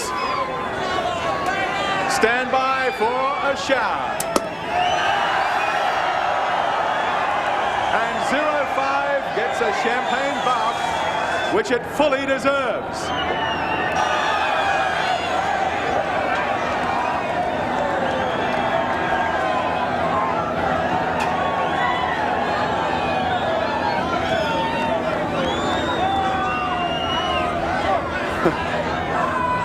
The crowd, the Holden fans, wild with delight.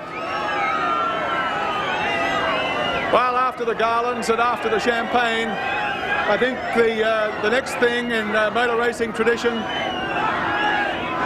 is a congratulatory kiss from the Festival Princess, Carolyn McFarlane, for Peter Brock and for Larry Perkins. Thank you, Carolyn. And now the chairman of James Hardy Industries, Mr. John Reid, OA, presents the Perpetual Trophy. Congratulations. Well done, lad.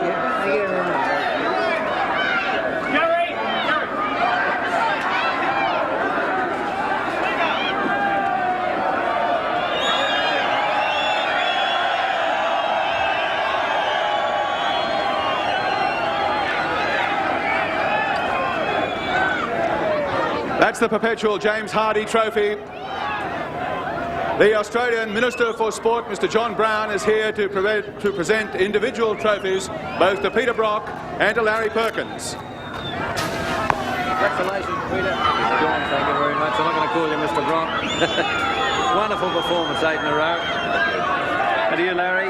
Thank you very much. 3 in a row. Yeah, 8 for you. 3 in a row for Larry. 3 for Larry. Congratulations. Thank you. Peter Brock. Peter. That must have been about the slowest lap and a half, but the most satisfying that you've ever driven at Mount Panorama. Yes, there was 2 reasons. Of course, young David Parsons was coming along in our number 25 car, finishing second, which was fantastic. I didn't quite work out what was going on for a while. The other thing was, of course, it's the last time I'll ever see these cars around this circuit. And I don't know, I just sort of didn't want to stop the race. In a way, I felt like driving around the top of that circuit and just doing it one last time. Peter, you've always said that preparation is the name of the game, and whilst others had troubles, you had a pretty good run today. Yes, everything went absolutely according to plan.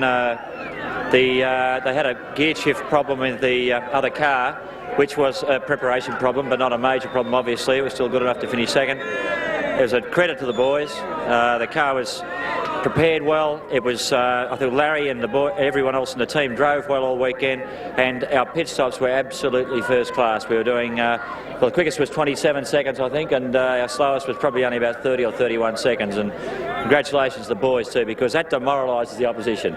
The last of the big bangers. It's a great way to go out, Larry Perkins. Yeah, that's for sure.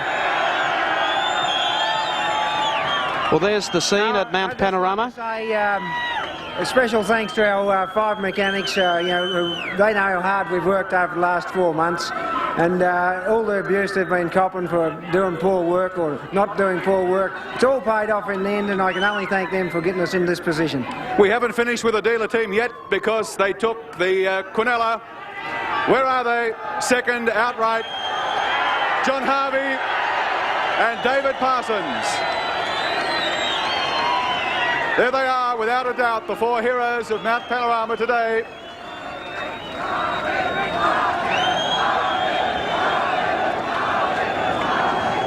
Last of the